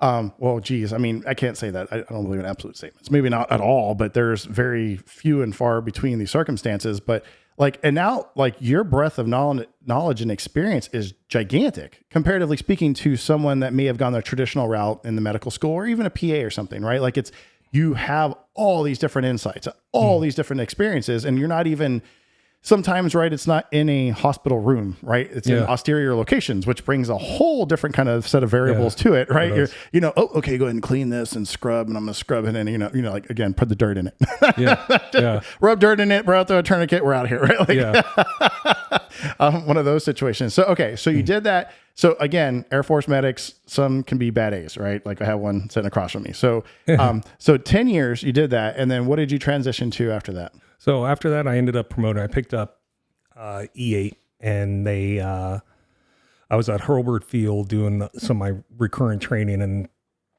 getting my Air Force touch points. So every year I would go to Hurlburt to recertify my IDMT, paramedic, and all my other certifications that I need. So I had to do it in an Air Force base. And plus it was nice just getting back with the Air Force and kind of touch point, like, hey guys, I'm still alive, still around here. Here I am. And so I remember my the chief, the MAGCOM chief, he's the one who told me I promoted, and I was totally surprised. I didn't think it was gonna, I wasn't looking down that route.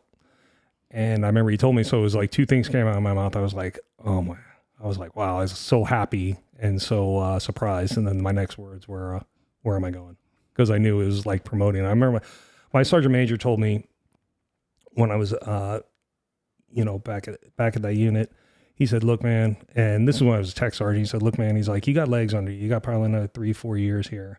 But he's like, eventually you're going to have to move out of the community. He's like, because there's really only 2 reasons why somebody like a longer in the tooth master sergeant or a senior master sergeant is still running around in the dirt is A, you look like a jerk because you're eating a slot that a younger guy can be in there and learning from, or B, you look like a guy who just can't get out of here. Oh, wow. And I was like, and he's like, I had to do it. So this guy was a legendary medic, Army 18 Delta medic.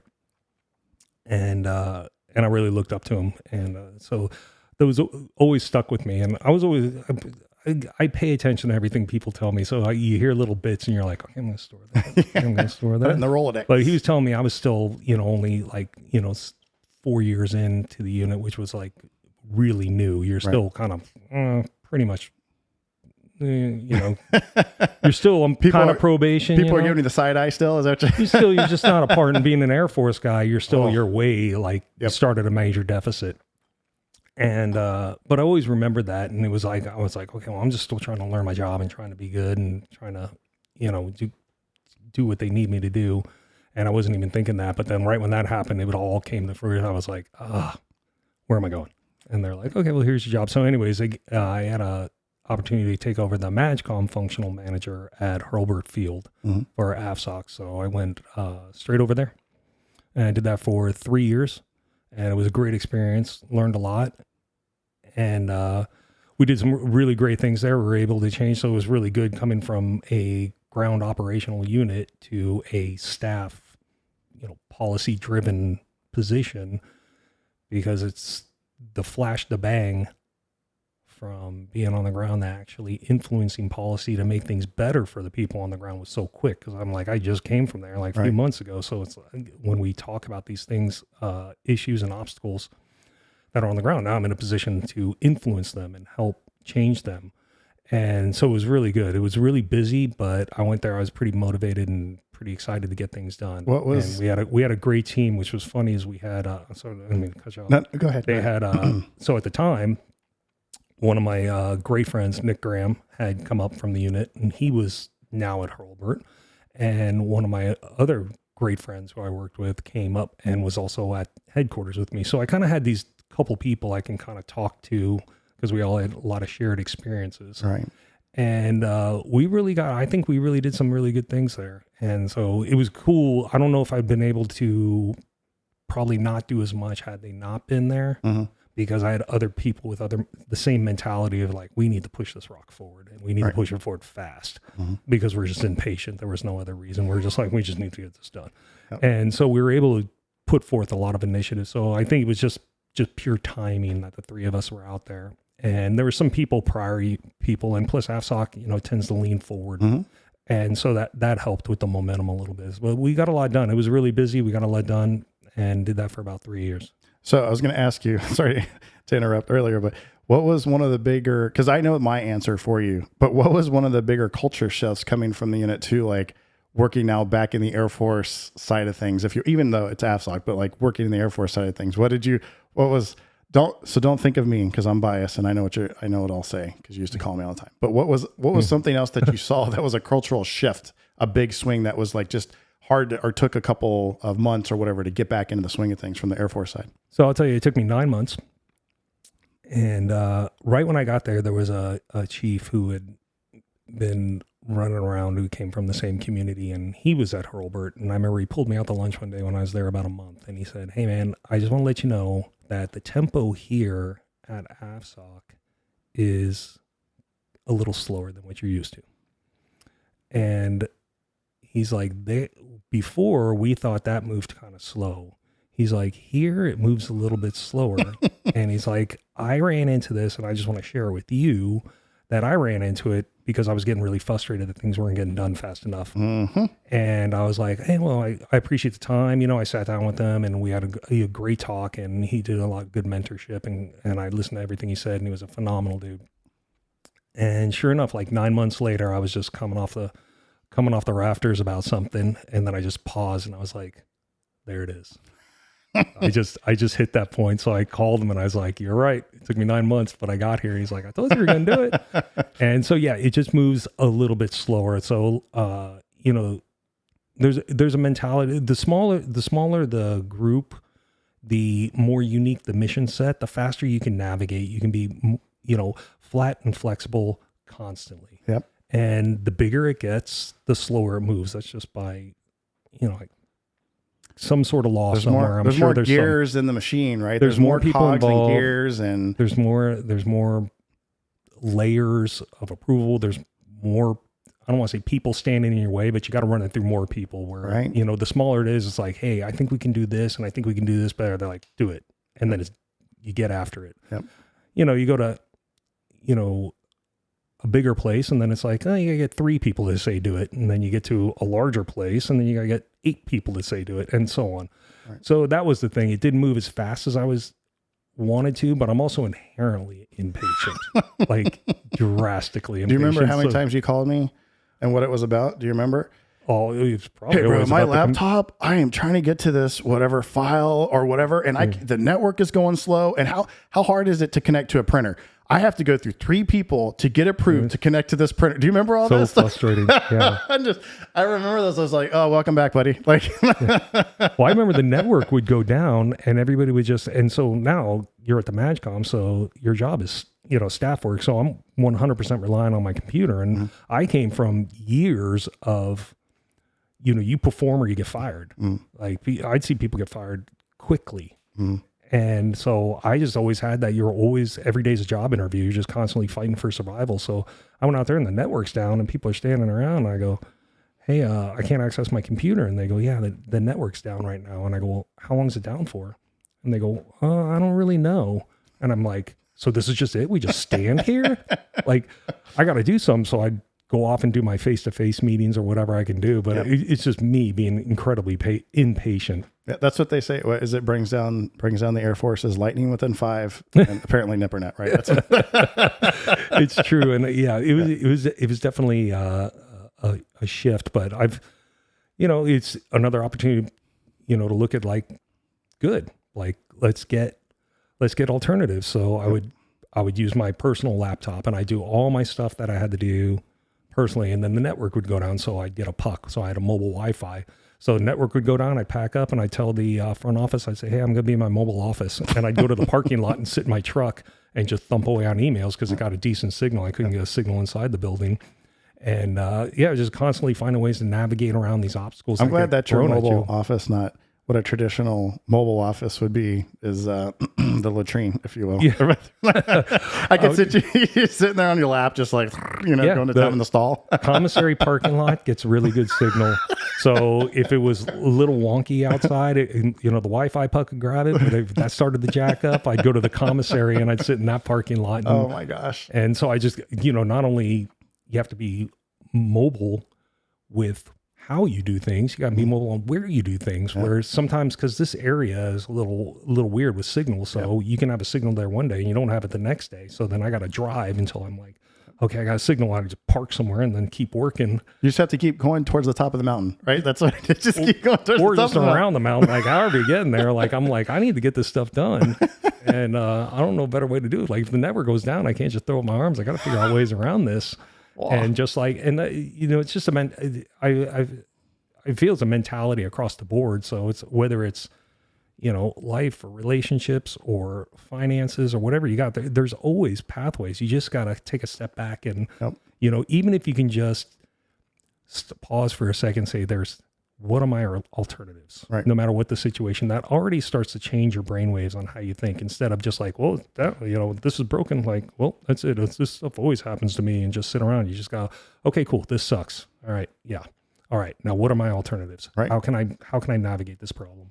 Yep. 100%. Yeah. I'm not a fan. Well, with the exception of, sometimes with health things being like idle hands, I still try to do something, or watch Netflix specials. Anyways. Yeah.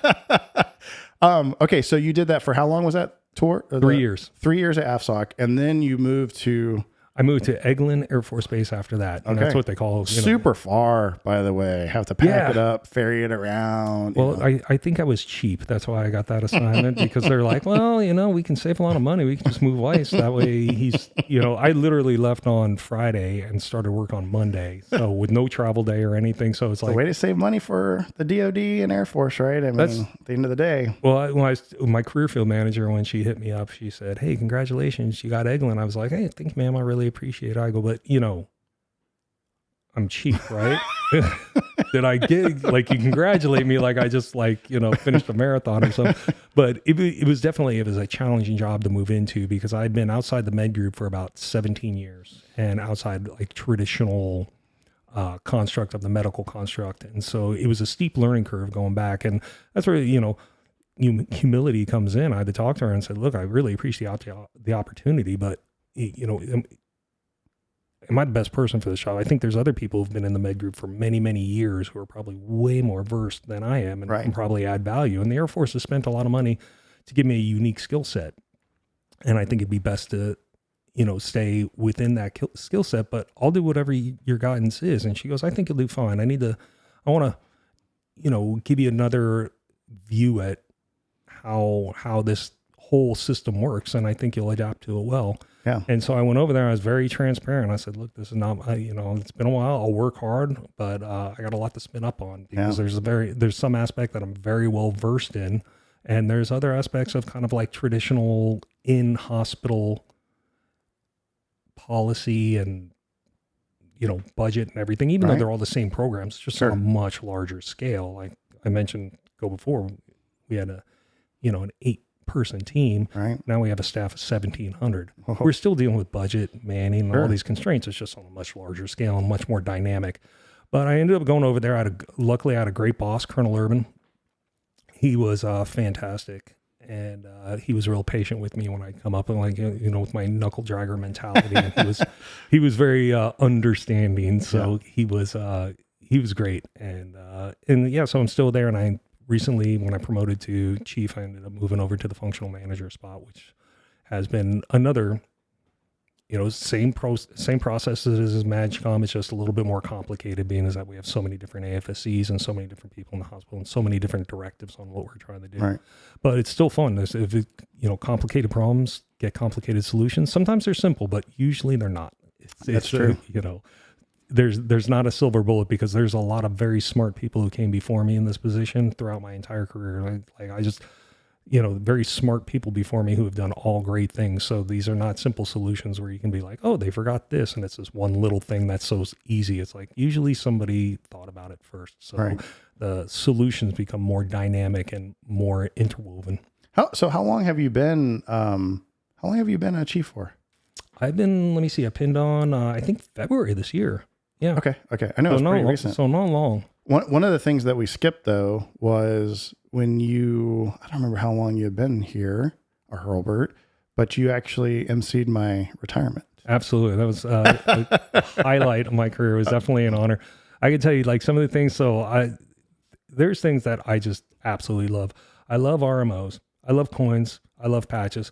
I don't really buy them everywhere. I'm that kind of person. You go places and people are doing fundraisers for, of course I'll buy them. But when somebody actually comes and gives you a coin or gives you a patch, that's a deliberate and it's a very intimate thing. Have you noticed that? So I used to, when I was at Hurlbert and I did a lot of the professional development stuff, and I went and taught FTAC, which is the first term Airman Center, and they didn't really have the buy-in to RMOs. And I was like, man, where does that come in? Because they're coming in. I remember how important they were, as far as that goes. And I was like, in my brain, trying to remember when those stories took place and when that grabbed me, through my career. And like I was telling you earlier, now I go through them because they're memory triggers for me, right? I'm like, oh, wow, I remember working over here and these people giving them to me or whatever. So have you found when you've given them to other folks now in the younger generations that they appreciate them, or have you found any difference in that? So I don't give them because I don't have any. How dare you? I wasn't really sure because I'm still learning this position, and the chief before me, he didn't have coins, so I wasn't sure if hey, this is just a group thing, being as that I'm not the group chief, I'm the functional manager. I didn't want to overstep, but also I always thought it'd be cool, but I'm like trying to look into like cooler ones. But the point is, I would like to, because I think it's cool and I kind of like them, but maybe people don't like them anymore. I don't know. But same thing is like patches. Like I've been on trainings where somebody give me like their unit patch or something. They're like, hey, it was really, great getting to know you. Really, whatever. Here's a patch. And I love that. It's just like if for yourself, somebody asks you to speak at somewhere or to MC, that's like, that to me means everything. And that's, and I really enjoy it, especially people come into my office all the time, or they just call me and they're like, hey, can I just talk to you? I just want to kind of talk about the next few years of my life and what I should be doing. I just want to, kind of pick your brain. And Sure. I'm like, absolutely, man. I will clear hell and high water on my schedule and make sure I'm there. Cause that's like the best part of a job. So the point I'm getting is these little things, like when you requested that, or, those things those are the things that mean the most. Yeah. Yeah, there was something to be said about getting a flag at the retirement ceremony. Like I think anybody, and I get it, right? A lot of folks, like, my wife didn't have a retirement ceremony, just with time frame, whatever. Yeah. And sometimes, like, and I learned, and I was on the fence about it, but I found out it's more about the others, like my family. So, so I got promoted overseas one time, right? So like they didn't have the opportunity to come and see some of that stuff, because you're not typically, right? You're not really like close to your parents, or maybe they can't fly out during that promotion, ceremony or whatever else. So it was a really big deal. So, and they didn't know a lot of stuff that I did, right? So it was culminated, in that ceremony, and they were like, wow, and it was really crazy, because I had friends from high school come, which blew. I mean, I hadn't seen some of these folks in a long time. One guy, Christopher Dewey, by the way, who's now a C-17 pilot, and I think did he make 06? I think he just recently made 06. If that tells you the difference, this dirtbag over here. But amazing guy. Went to the academy and everything. Just really cool. It came down. My best friend Ronnie from high school, Eva Smith. I mean, just some like seeing it. It was neat, right? And so I think that's the part I would say is, if people are considering and getting to that point, is sometimes it's not about you, right? Because again, when that humility and being humble is like, maybe it's not a thing, but it's sometimes it's good for your family and friends to see that and go through that and just have a better understanding. And again, with the flags and, like that's cool, right? It's in my retirement box. Like that's a cool thing to have, and, pass that down. And I chose a box so they can put it in the closet, like, good. Here, Dad, here's Dad. I mean, we'll just put it in the closet and we'll remember him later on, whatever. But that's a thing. So and if I remember correctly, I don't think you cried when you did the flag. Oh yeah, I did. Not the flag.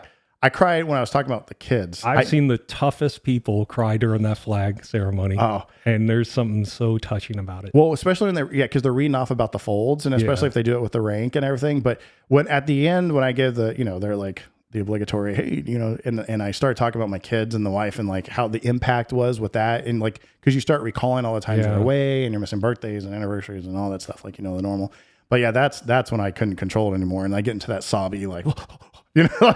Like who is this person? Like I thought you did great. That was such an honor to be there, and it was so great watching you, like watching through your whole career. And I remember at the end, before your speech, you go, "What should I do now?" or something to that effect. I go, "Do whatever you want. It's your day. It's your retirement. Like as long as you're happy with, like all the formalities are over. Like do whatever you want." Yeah. And it was really great. So you spoke very organically and unfiltered, and that was really cool to see. And that's where you love being a part of something, is when it's just all organic, when everybody's there. Your family's there because you love you. We're there because we love you. We're a part of it because we love you. And you're getting emotional and speaking about everybody because you love everybody that's there. And that's really that's what that's all about. Yeah. Yeah. I had, I think it was Major Clifford Lucas was the officer, if you will, with that. Yeah. Great. Oh, God, it was so funny, just real quick. And then we'll move on to the next topic. But, when I did my last, re-up, I did it. We had a plan, not a big thing. It was me, him, my wife, at Hurlburt, and it started pouring rain. So, where they have all the aircraft, we did it underneath one of the wings because it was pouring. Yeah. I think it was one of the older Spookies. Like we did it underneath. That's awesome. I remember watching the video, and you just see the rain pouring off the wings, like or the wing that we were under, and it's just like hitting us in the face. I mean, what a cool, unique. I mean, some people do aircraft, EOD explosions, all those cool things, but that was like a neat, like, hey, this is my last one type of deal, because it wasn't too much longer until I hit the button. Wow. Okay, so that was a lot. We covered a lot.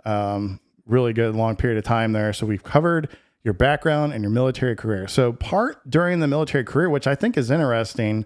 Because not a lot of people have the opportunity to do this, but it sounds like, you did a lot of cool stuff, and fitness was a huge part of it. Absolutely. So one of the things that we both, back in Germany when we went through, I think it was called AFAA, and I don't remember. Was it? This is the acronym. I don't remember. ASA? AF. It was AF, and I don't remember if it was AA or AFA. I thought, or maybe it was ASAA or something like that. Yeah. But it was a certification, and I think we're a bomb holder. We both, I don't know how we got it paid for, but we went because we were both. I think we did. I think we paid for it on our own. Did we? Because we were both. I thought we were both PTLs, and anyways, I don't remember. Yeah, so we go there to get this like legit cert, and we have to study, and I passed the test, and you didn't pass the test.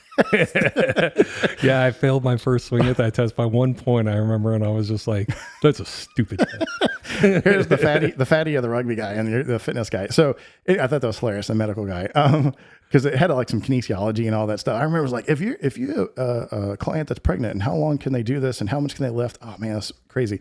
So because this is the part where we both did it. So ironically enough, I know if you're watching this now, like the body doesn't look it just, after a period of time, and 5 kids, but like we did CrossFit, like we started in the CrossFit, in that community. And I know that I was in Boardroom in 08, I think it was, when I really I was having bad back problems, really bad. Like I was able to go, but I was hurting. I remember that. And I started learning about it, and it was all about like strength in the core, right? Core to extremities is one of the CrossFit things. And this was when CrossFit, I think before they got their initial certification through, I think it was ACE or somebody, because they went through 2, because I remember I had to test twice. Yeah. So, the first certification was a certification. It wasn't accredited. That's right. Yeah. So 2 accreditations. So they got accredited through one, I can't remember national, and then they went to another one. Something I can't remember off the top of my head. So I remember that, and like I had a group, right? And so I started making up workouts, which is like one of the best parts with what you have available. There's a fire station there. I started doing that, and it helped. It started to mitigate the pain because it started to really strengthen my core. Absolutely. So I found that from a just like survival part, not anything else, but also my PT test was like, hey, you're not just passing, you're doing a little better. I'm like, sweet, that's a score, and I'm surviving. So how did you see CrossFit influence and help you, in your time where you had fitness was so important to you? So how did you see that influence you? Yeah, well, fitness has always been important. I've gone through many different aspects of it, but it was when I was at Fairchild in 2007, they sent all the PTLs to get their CrossFit certification. And just to let you know how long ago that was, Dave Castro, who's the games coordinator, taught my class. And I believe it was Nicole. I don't know her last name, but she's another Nicole Carroll. Somebody. Nicole Carroll. That's it. Yeah. So those two taught the class. And it was great. It was phenomenal, and came back, and I never looked back, and just kept on. I did it before that. I was moving towards CrossFit. There were some guys in the community that were doing it. So I was like, "What is this?" And he's like, "Yeah, Fran." I'm like, "What are you talking about?" And so I was like trying to understand the methodology. I'm like, "What is rapid movement, good form? High intensity. Large loads, long distance, quickly. Like, what does all this mean?" And trying to put it together from a very long just background of just working out myself, but probably doing most things wrong, and going through here. And then I just fell in love with it and adapted to it. And in very similar sense, it's a lot like the military. Like there's so many different movements. Like you may be great at deadlifts, but you suck at snatches, you suck at pull-ups, and you may be good at running, but suck at rowing. Like you're never going to be good at everything. So you're just constantly trying to raise the watermark, but there's always movements that humble you. And that's why I liked it. It was so diverse and so many different things. And it was such a strong community that, and especially at that time, that was like pre-CrossFit craze. All right. And then kind of rode that whole CrossFit craze. But I loved it. It was a great community, healthy community. It was fun. And I just kept on going with that. And then eventually, like we talked about earlier, I ended up buying a CrossFit gym in 2011, I believe.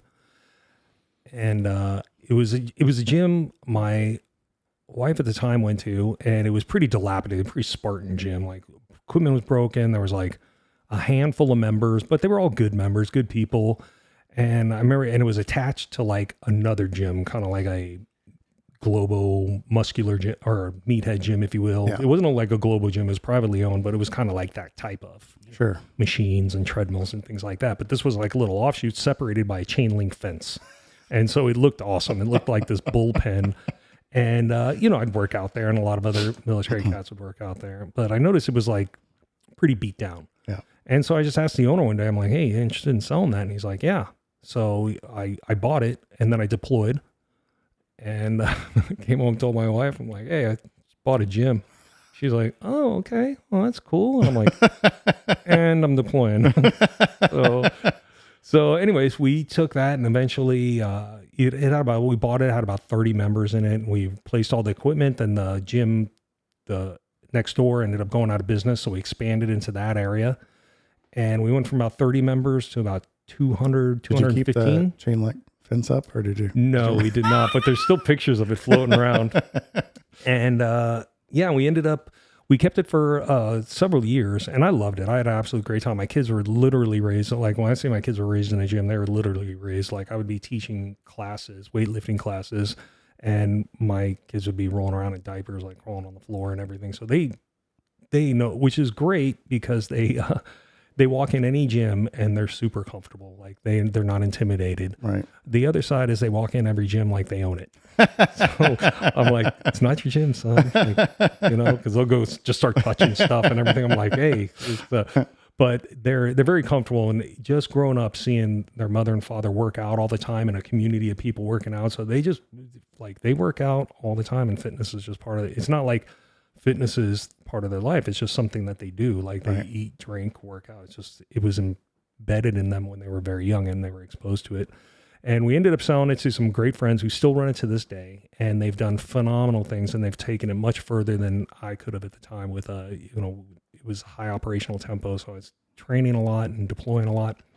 And so basically the gym got a little bit, I guess you can say, it's just too much to run. There was so many people and so much logistics that it actually needed, full-time people running. Care and feeding, a little bit more care and feeding. Yeah. And then so some friends of ours who, they were going to open their own gym, CrossFit gym, and they were going to have a building built and everything. And I said, well, hey, if you want, you can just hang out with us, and you can learn all the ins and outs. I'll show the books and everything, and like our pitfalls and what we did what didn't work out so well, and some of the things we did that were good. And that way you don't have to hit these stutter steps. You can just hit the ground running. And then after a couple months, they were so integrated with everything and they understood everything. I was like, hey, I can't hang on to this. This is just too much for me. So I'd sell it to you guys if you want, because it's plug and play right now. It makes money.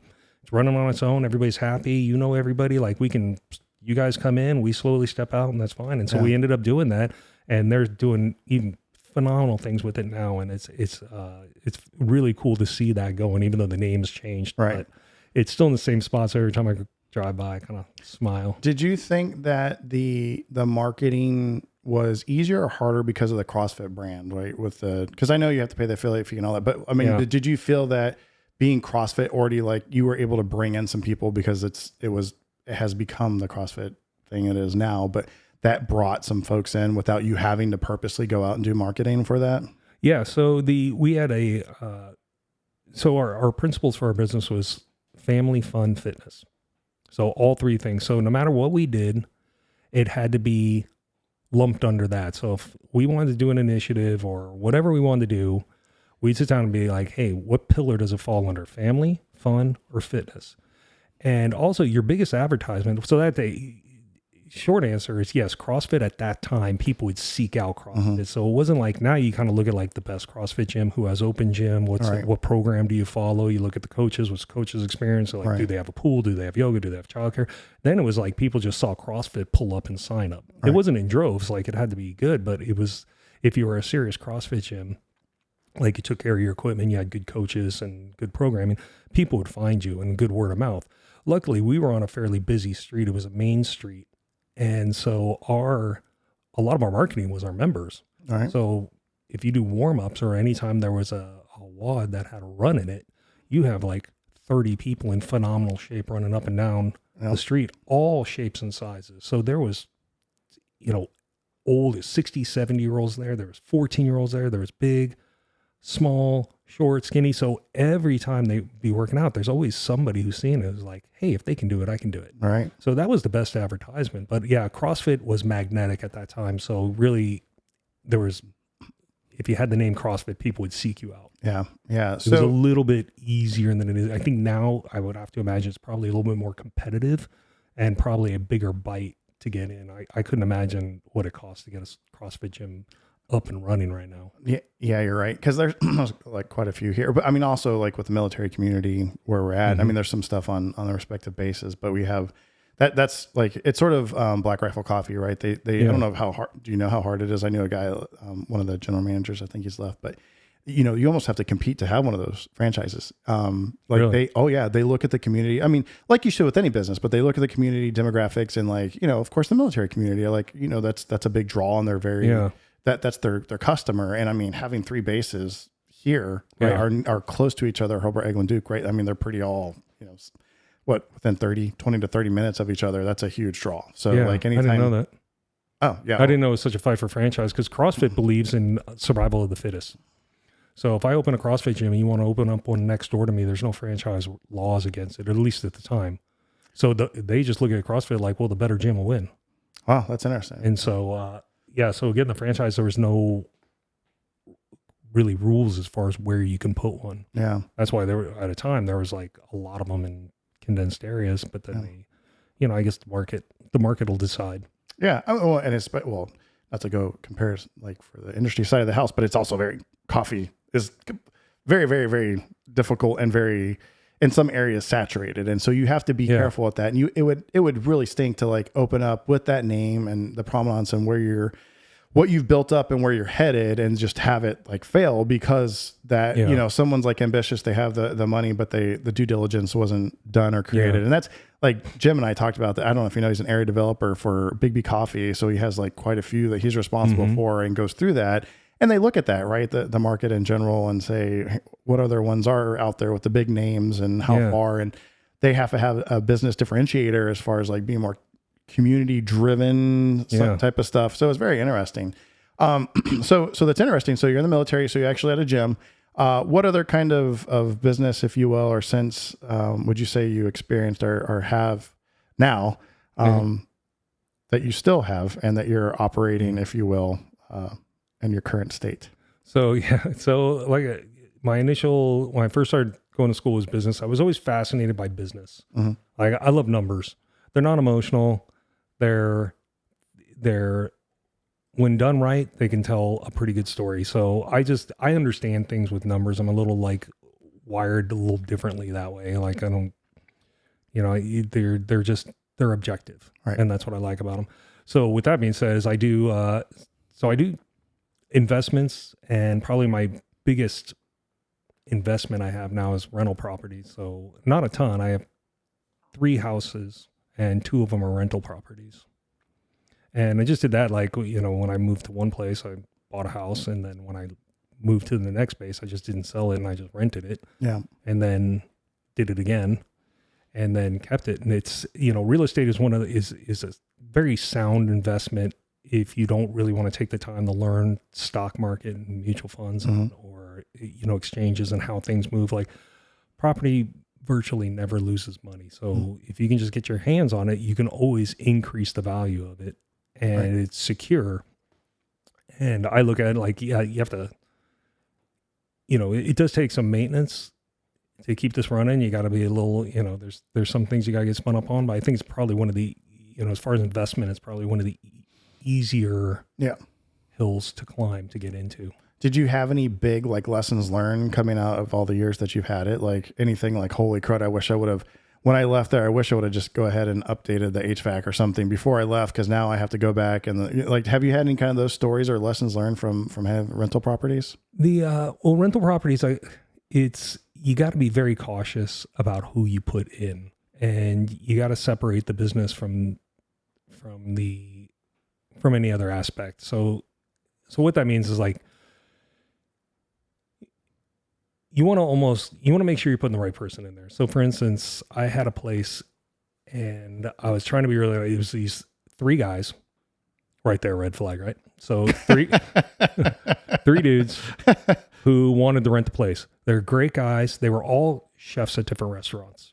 Interesting. And I used to work at restaurants and everything. So we started to talk about that and everything. And so I was like, all right, this, you know, I'm like, this isn't, you know, not that I didn't want to rent to them, but three single dudes renting the place. You got to think like, well, like what can happen with that?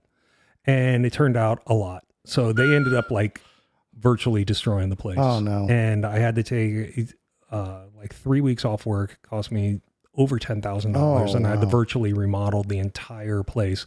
And you learn a lot about the laws. So if somebody punches a hole in your wall, you can't charge them, if you're to seek for damages, you can't charge them to fix the entire wall. So it'd be like, what does an entire piece cost to cover up the entire wall? And then that hole is a certain percentage of that. So let's say the whole wall costs $1,000, let's just say for random numbers, and that's only 4% of the wall. Well, you only get 4%. But in order to fix that hole, you have to fix this whole piece, but you can't. So there's, so those were some of the things I learned is that like, you got to be a little bit more, involved. Yeah. And, just be cautious on like, you got to check references. You got to make sure you're putting in the right person. If not, like I virtually had great experiences for years, but that was definitely a downside, but it turned out being good because I was able to, because I remodeled the whole place, it actually upped the value of it because things had to be updated anyway. So it was a net benefit. And then I ended up selling it just because it was, having 3 houses in 3 states is just not a great business model. You want 3 houses on the same street, right? Not 3 different states. So it wasn't a great business model. So I was like, it's probably time to let this one go, and ended up letting it go. That's awesome. So were you able to so I guess I'm assuming you got to sell for profit, hopefully. And did you move that into another investment? So in other words, like I know a lot of folks, like they'll do rentals, and if they sell one, they'll buy maybe another one near their area, right? So they'll take the profit, or they invest it in their own house because they know they'll move out of that house, and then they'll create that one as a rental in the transition to move. Yeah, that's what I did. I did a 50-50 split. So I took 50 and I put it in investments. And then I took the other 50% and paid down some of the value in the other 2 houses and did upgrades. Gotcha. So it gave me breathing room. Like I knew, it's going to need a roof in a year. So I'll just do it now. So I don't have to worry about it for 15 years.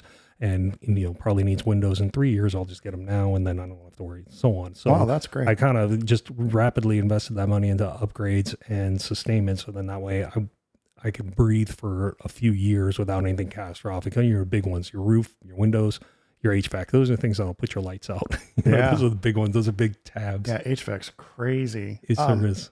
So we're getting towards the end here, this has been fantastic. I know, like in all aspects, it's gone really fast because we like to talk, and there's a lot of interesting stories between both of us. So I want to hit some lessons learned. So now that you're getting long in the tooth as a chief, can you give me like 1 or 2 lessons learned that you've had over your career that have stuck with you? Like you said, you put some stuff in your Rolodex, right? Yeah. Can you think of anything from a professional standpoint that you rest your laurels on, if you will, or you have that theme that has continued on with you? Because I know you said you had good on there, which is Jocko. So yeah. But do you have any? Stole his. Yeah, I know. But do you have anything that you say, man, after this, 23 years now? You've been in 23 years? Yeah. Anyway, so 23 years, like pulled trucks at 20. So 23 years. So if you went back, what would be like one of those 1 or 2 things, those top themes that you have as lessons learned? The lessons learned. So I would say one, I didn't learn it until later because I didn't truly learn the value of it is feedback.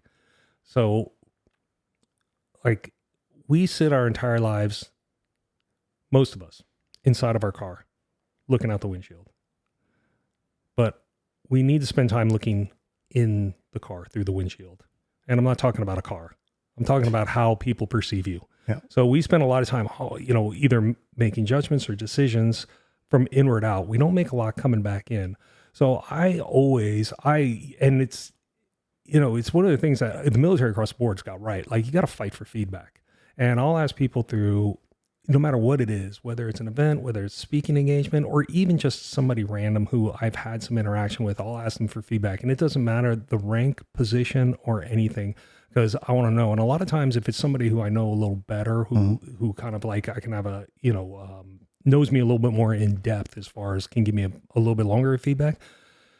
I don't mean to be rude, but don't tell me anything good, because that's not going to help me. I need to know the things that I need to work on. What are my blind spots? What do you see? What do you perceive? And I think naturally we steer away from that feedback because it hurts. Mm-hmm. It does. Yeah, 100%. But it makes you better. And you just got to get past the sting. And it stings a little less every time, but it still stings. Right. And I've had numerous feedbacks, and most of the time I always come out with something that's really beneficial. I put it into action.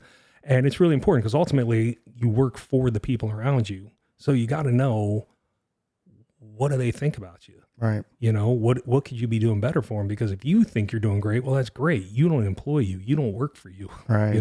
You are to serve the people around you. So you need to know what they feel. And it doesn't mean you have to where people like, maybe like, oh, you never buy me lunch. I'm like, okay, well, or whatever it is. I don't know. Something random. But if somebody's like, hey, when you say this, it comes across as this. And I'm like, oh, that's kind of interesting. So I'll remember that.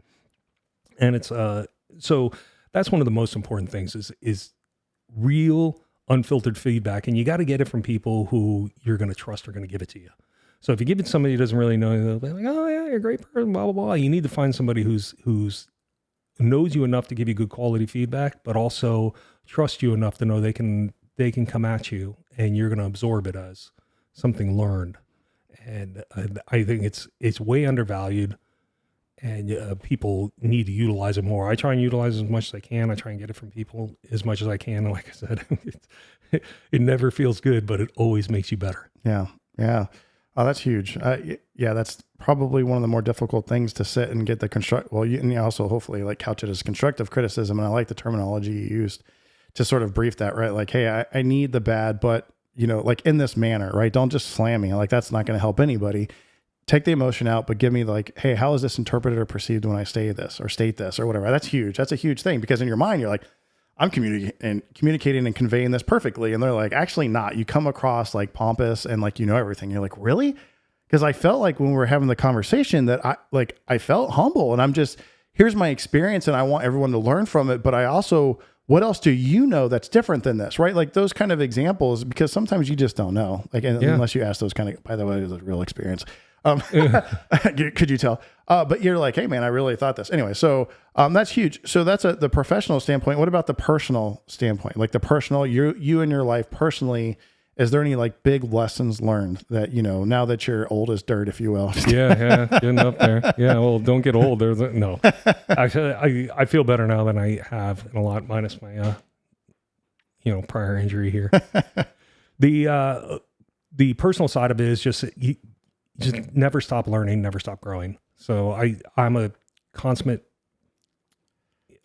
biohack person. I'm constantly looking at ways to be better. I'm not a health nut by any means, but I figured that the things that I do that are not very good for me will be offset if I do stuff that's really good for me. So I'm and a lot of it's like, therapeutic based as far as, the different types of therapy for fitness or rapid healing or things like that. So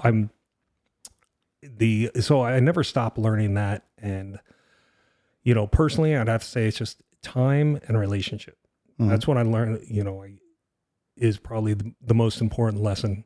I saw a quote the other day and it said, 20 years from now, the only people who will remember how much you worked will be your kids. Wow. And I was like, dang. Yeah. That really stuck. And it's, and you got to take that for what it is. It doesn't mean don't work hard. Right. It doesn't mean don't put out, but what it means is like, don't do it for arbitrary reasons. Value your time, be effective, be efficient in what you do. If you read the book, Tim Ferriss had a book, Tools of Titans, where he interviews like 150 people and asks them all the same questions. And they're all high performers, from CFOs to COOs to world athletes.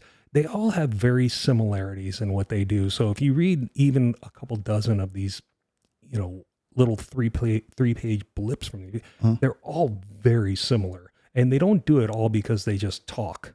They do it because it's effective. Right. And so you can put out the time, but value your time too and make your time count. So for like when I come home, I rarely ever touch my phone. So most of the time I lose my phone. So I'll put it somewhere, I'll come home and I'll set my phone down. So not surprised. I don't know where it is because I don't want my kids to ever look at me or my family look at me and be like, you're always on the phone. So I try not to ever be on it. And when we say it's about balance, that's misunderstood. So balance means that you give 100% to 5 different buckets, and that's impossible. Right. Balance is about, you really, on a day-to-day activity, when we function day-to-day between relationships and work and kids and priorities, we got about like 60, 70% in each bucket. That's level balance. But then we need I need to step it up at work. I need to finish this project really good. So guess what? Everything else goes down to 40%, which means you got to rely on the relationships around you. Like, hey, I got to really focus on this. So I'm going to be a little bit depleted in this area. Right. And they say, okay, I'm there. And then you get that back on track, and then you're stabilizing, and you're like, hey, I need to spend some time doing this.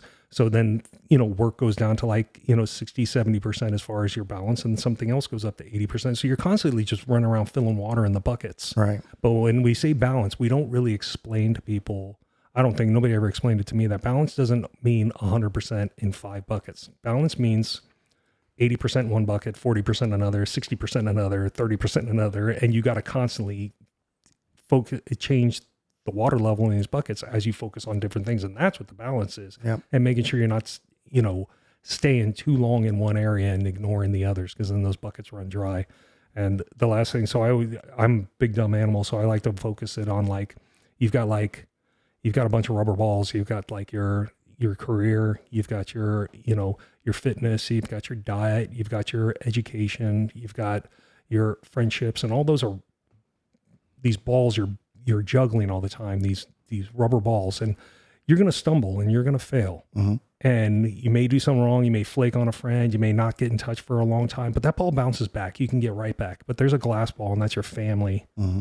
And if you ignore them too long, that ball breaks. You're never going to get that back. So you really got to focus on where you're at. So you got a few balls, but one of those are glass, and you got to decide which one's your glass ball and protect that one. Yeah, that's fantastic. That's good. Is that yours, or is that somebody else's? The rubber ball glass thing. I think it's mine. Okay. Well, we're going to go ahead and we're going to copyright that as Stone's rubber ball, glass ball. I picture lacrosse balls and like one of those little snow globes. That's what I picture it as. Oh, that's great. So we're getting close to the end. So it's coming to the wrap up. So we've talked about your background, working before the military, getting in the military, doing an amazing career thus far. You can always takes one mistake. So you're still doing great. Yeah, just takes one. Keep going. Positive moves here. So doing fantastic. And then during that career, right, owning the CrossFit gym, having the rental properties, some great life lessons thus far professionally and personally. It could change, but now we come to the final question, which is the special question. Okay. And so I'm going to change it up for this episode or session. And so, and I don't think we've ever talked about this, but drum roll. That's right. If you were to have an extra moment in your life, would you want to have that moment in the past or the future? The past. The past. Yeah. Okay. It's one of the more interesting questions I've ever asked people. And so do you feel comfortable talking about that story? Yeah. So my mother passed away recently, and she's by far my best friend. And we talked all the time, like 5 days a week. And we would talk for hours. Mm-hmm. She was so fun to talk to. I'd go home at night, and sometimes I would be coming the door talking to her, and I'd sit in the room and we'd talk, we'd laugh. Yeah. And she was just by far my best friend. And even with all that, and this has been going on my whole life, but steadily since when I was overseas, I'd write her all the time. We were just buddies. Mm-hmm. She was just super cool. She was super laid back, hippie woman, so complete. She'd always just say, I don't understand why you joined the military. You were like, you were so free as a kid, like they were really like, we made our own granola. Like, no kidding, we were hippies. And anyway, so it was a fun time. But even after that, we were tight and spoke all the time. And when she died, I wish I could talk to her one more time. Mm. So when people say like, I wish we could talk one more time, I look back and her and I spoke all the time, sometimes multiple times a day. And I still wish I had one more conversation. So that would be the moment. That's awesome, man. Yeah. It's interesting when you ask those people, those questions, and that is what I have found is usually it has to do with a loved one and something occurred and they just wanted that one moment. But I've actually had folks have talked about the future. Like, I'd really like to know where I want to, or where I'll be at this time to see if I can go ahead and change my path now, or if I need to change my path now, which I thought was like really fascinating, because it's like from the mentality of like, And I asked them like, hey, have you had something in the past happen? Like your experience, and like, yes, they have, but whether it wasn't the bond or they feel that they fulfilled that relationship at their time period. So that's one of the more fascinating questions I like to ask people is like, hey, if you had this moment, this extra time, would you do it in the past or the future? And so it's always interesting to see that journey on how people come to that conclusion. Yeah, that's a really self-enlightening thing that the person mentioned, where they can see something and see how they could do it better. Because immediately when you said future, I'm like,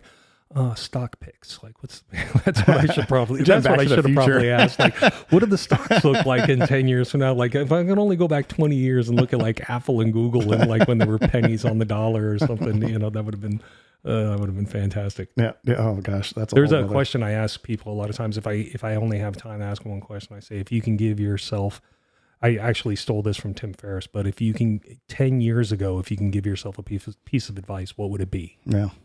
Or tell yourself something.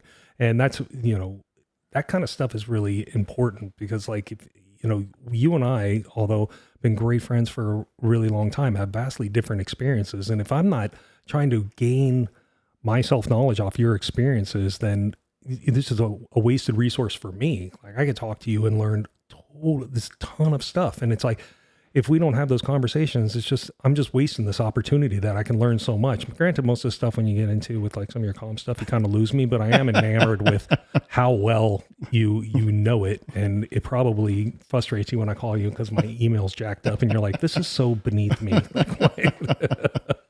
But I always appreciate it. I always love our conversations. Yeah. I remember you're like, bro, I can't stand the network. It's so slow. I'm going to buy a new laptop. I'm like, no. I'm like, don't do that. It's going to do nothing for you. You may be able to, the processor might be faster, but it's not going to do anything for you. Don't waste your money on that. I remember that conversation. I do remember it too. Yeah. Cause I was about to buy one. I was like, I'll just turn it in and they can have it.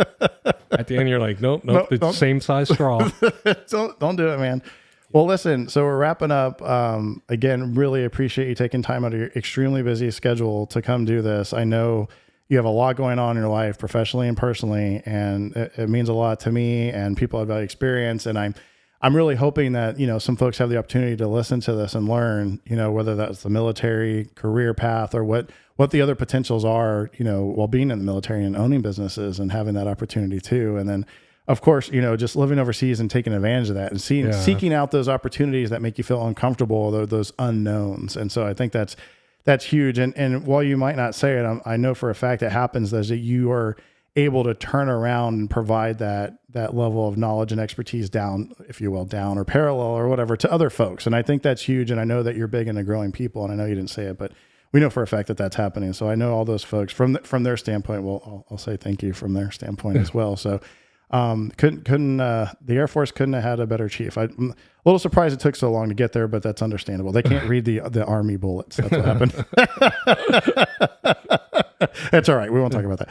Anyways, is there anything you want to wrap up with? Any final thoughts? No, I really appreciate it. It's good talking to you. It's kind of funny all the time. We've been trying to get together. This is what we finally had to do to get together, but we're going to change that. That's right. And we're going to spend more time together because you guys mean a lot to me. And I look forward to seeing you guys more often. That's awesome. Thanks for this. This was really fun. Good, man. Well, thanks for coming on People at Value Experience, Stone. And until next time. Yes, indeed.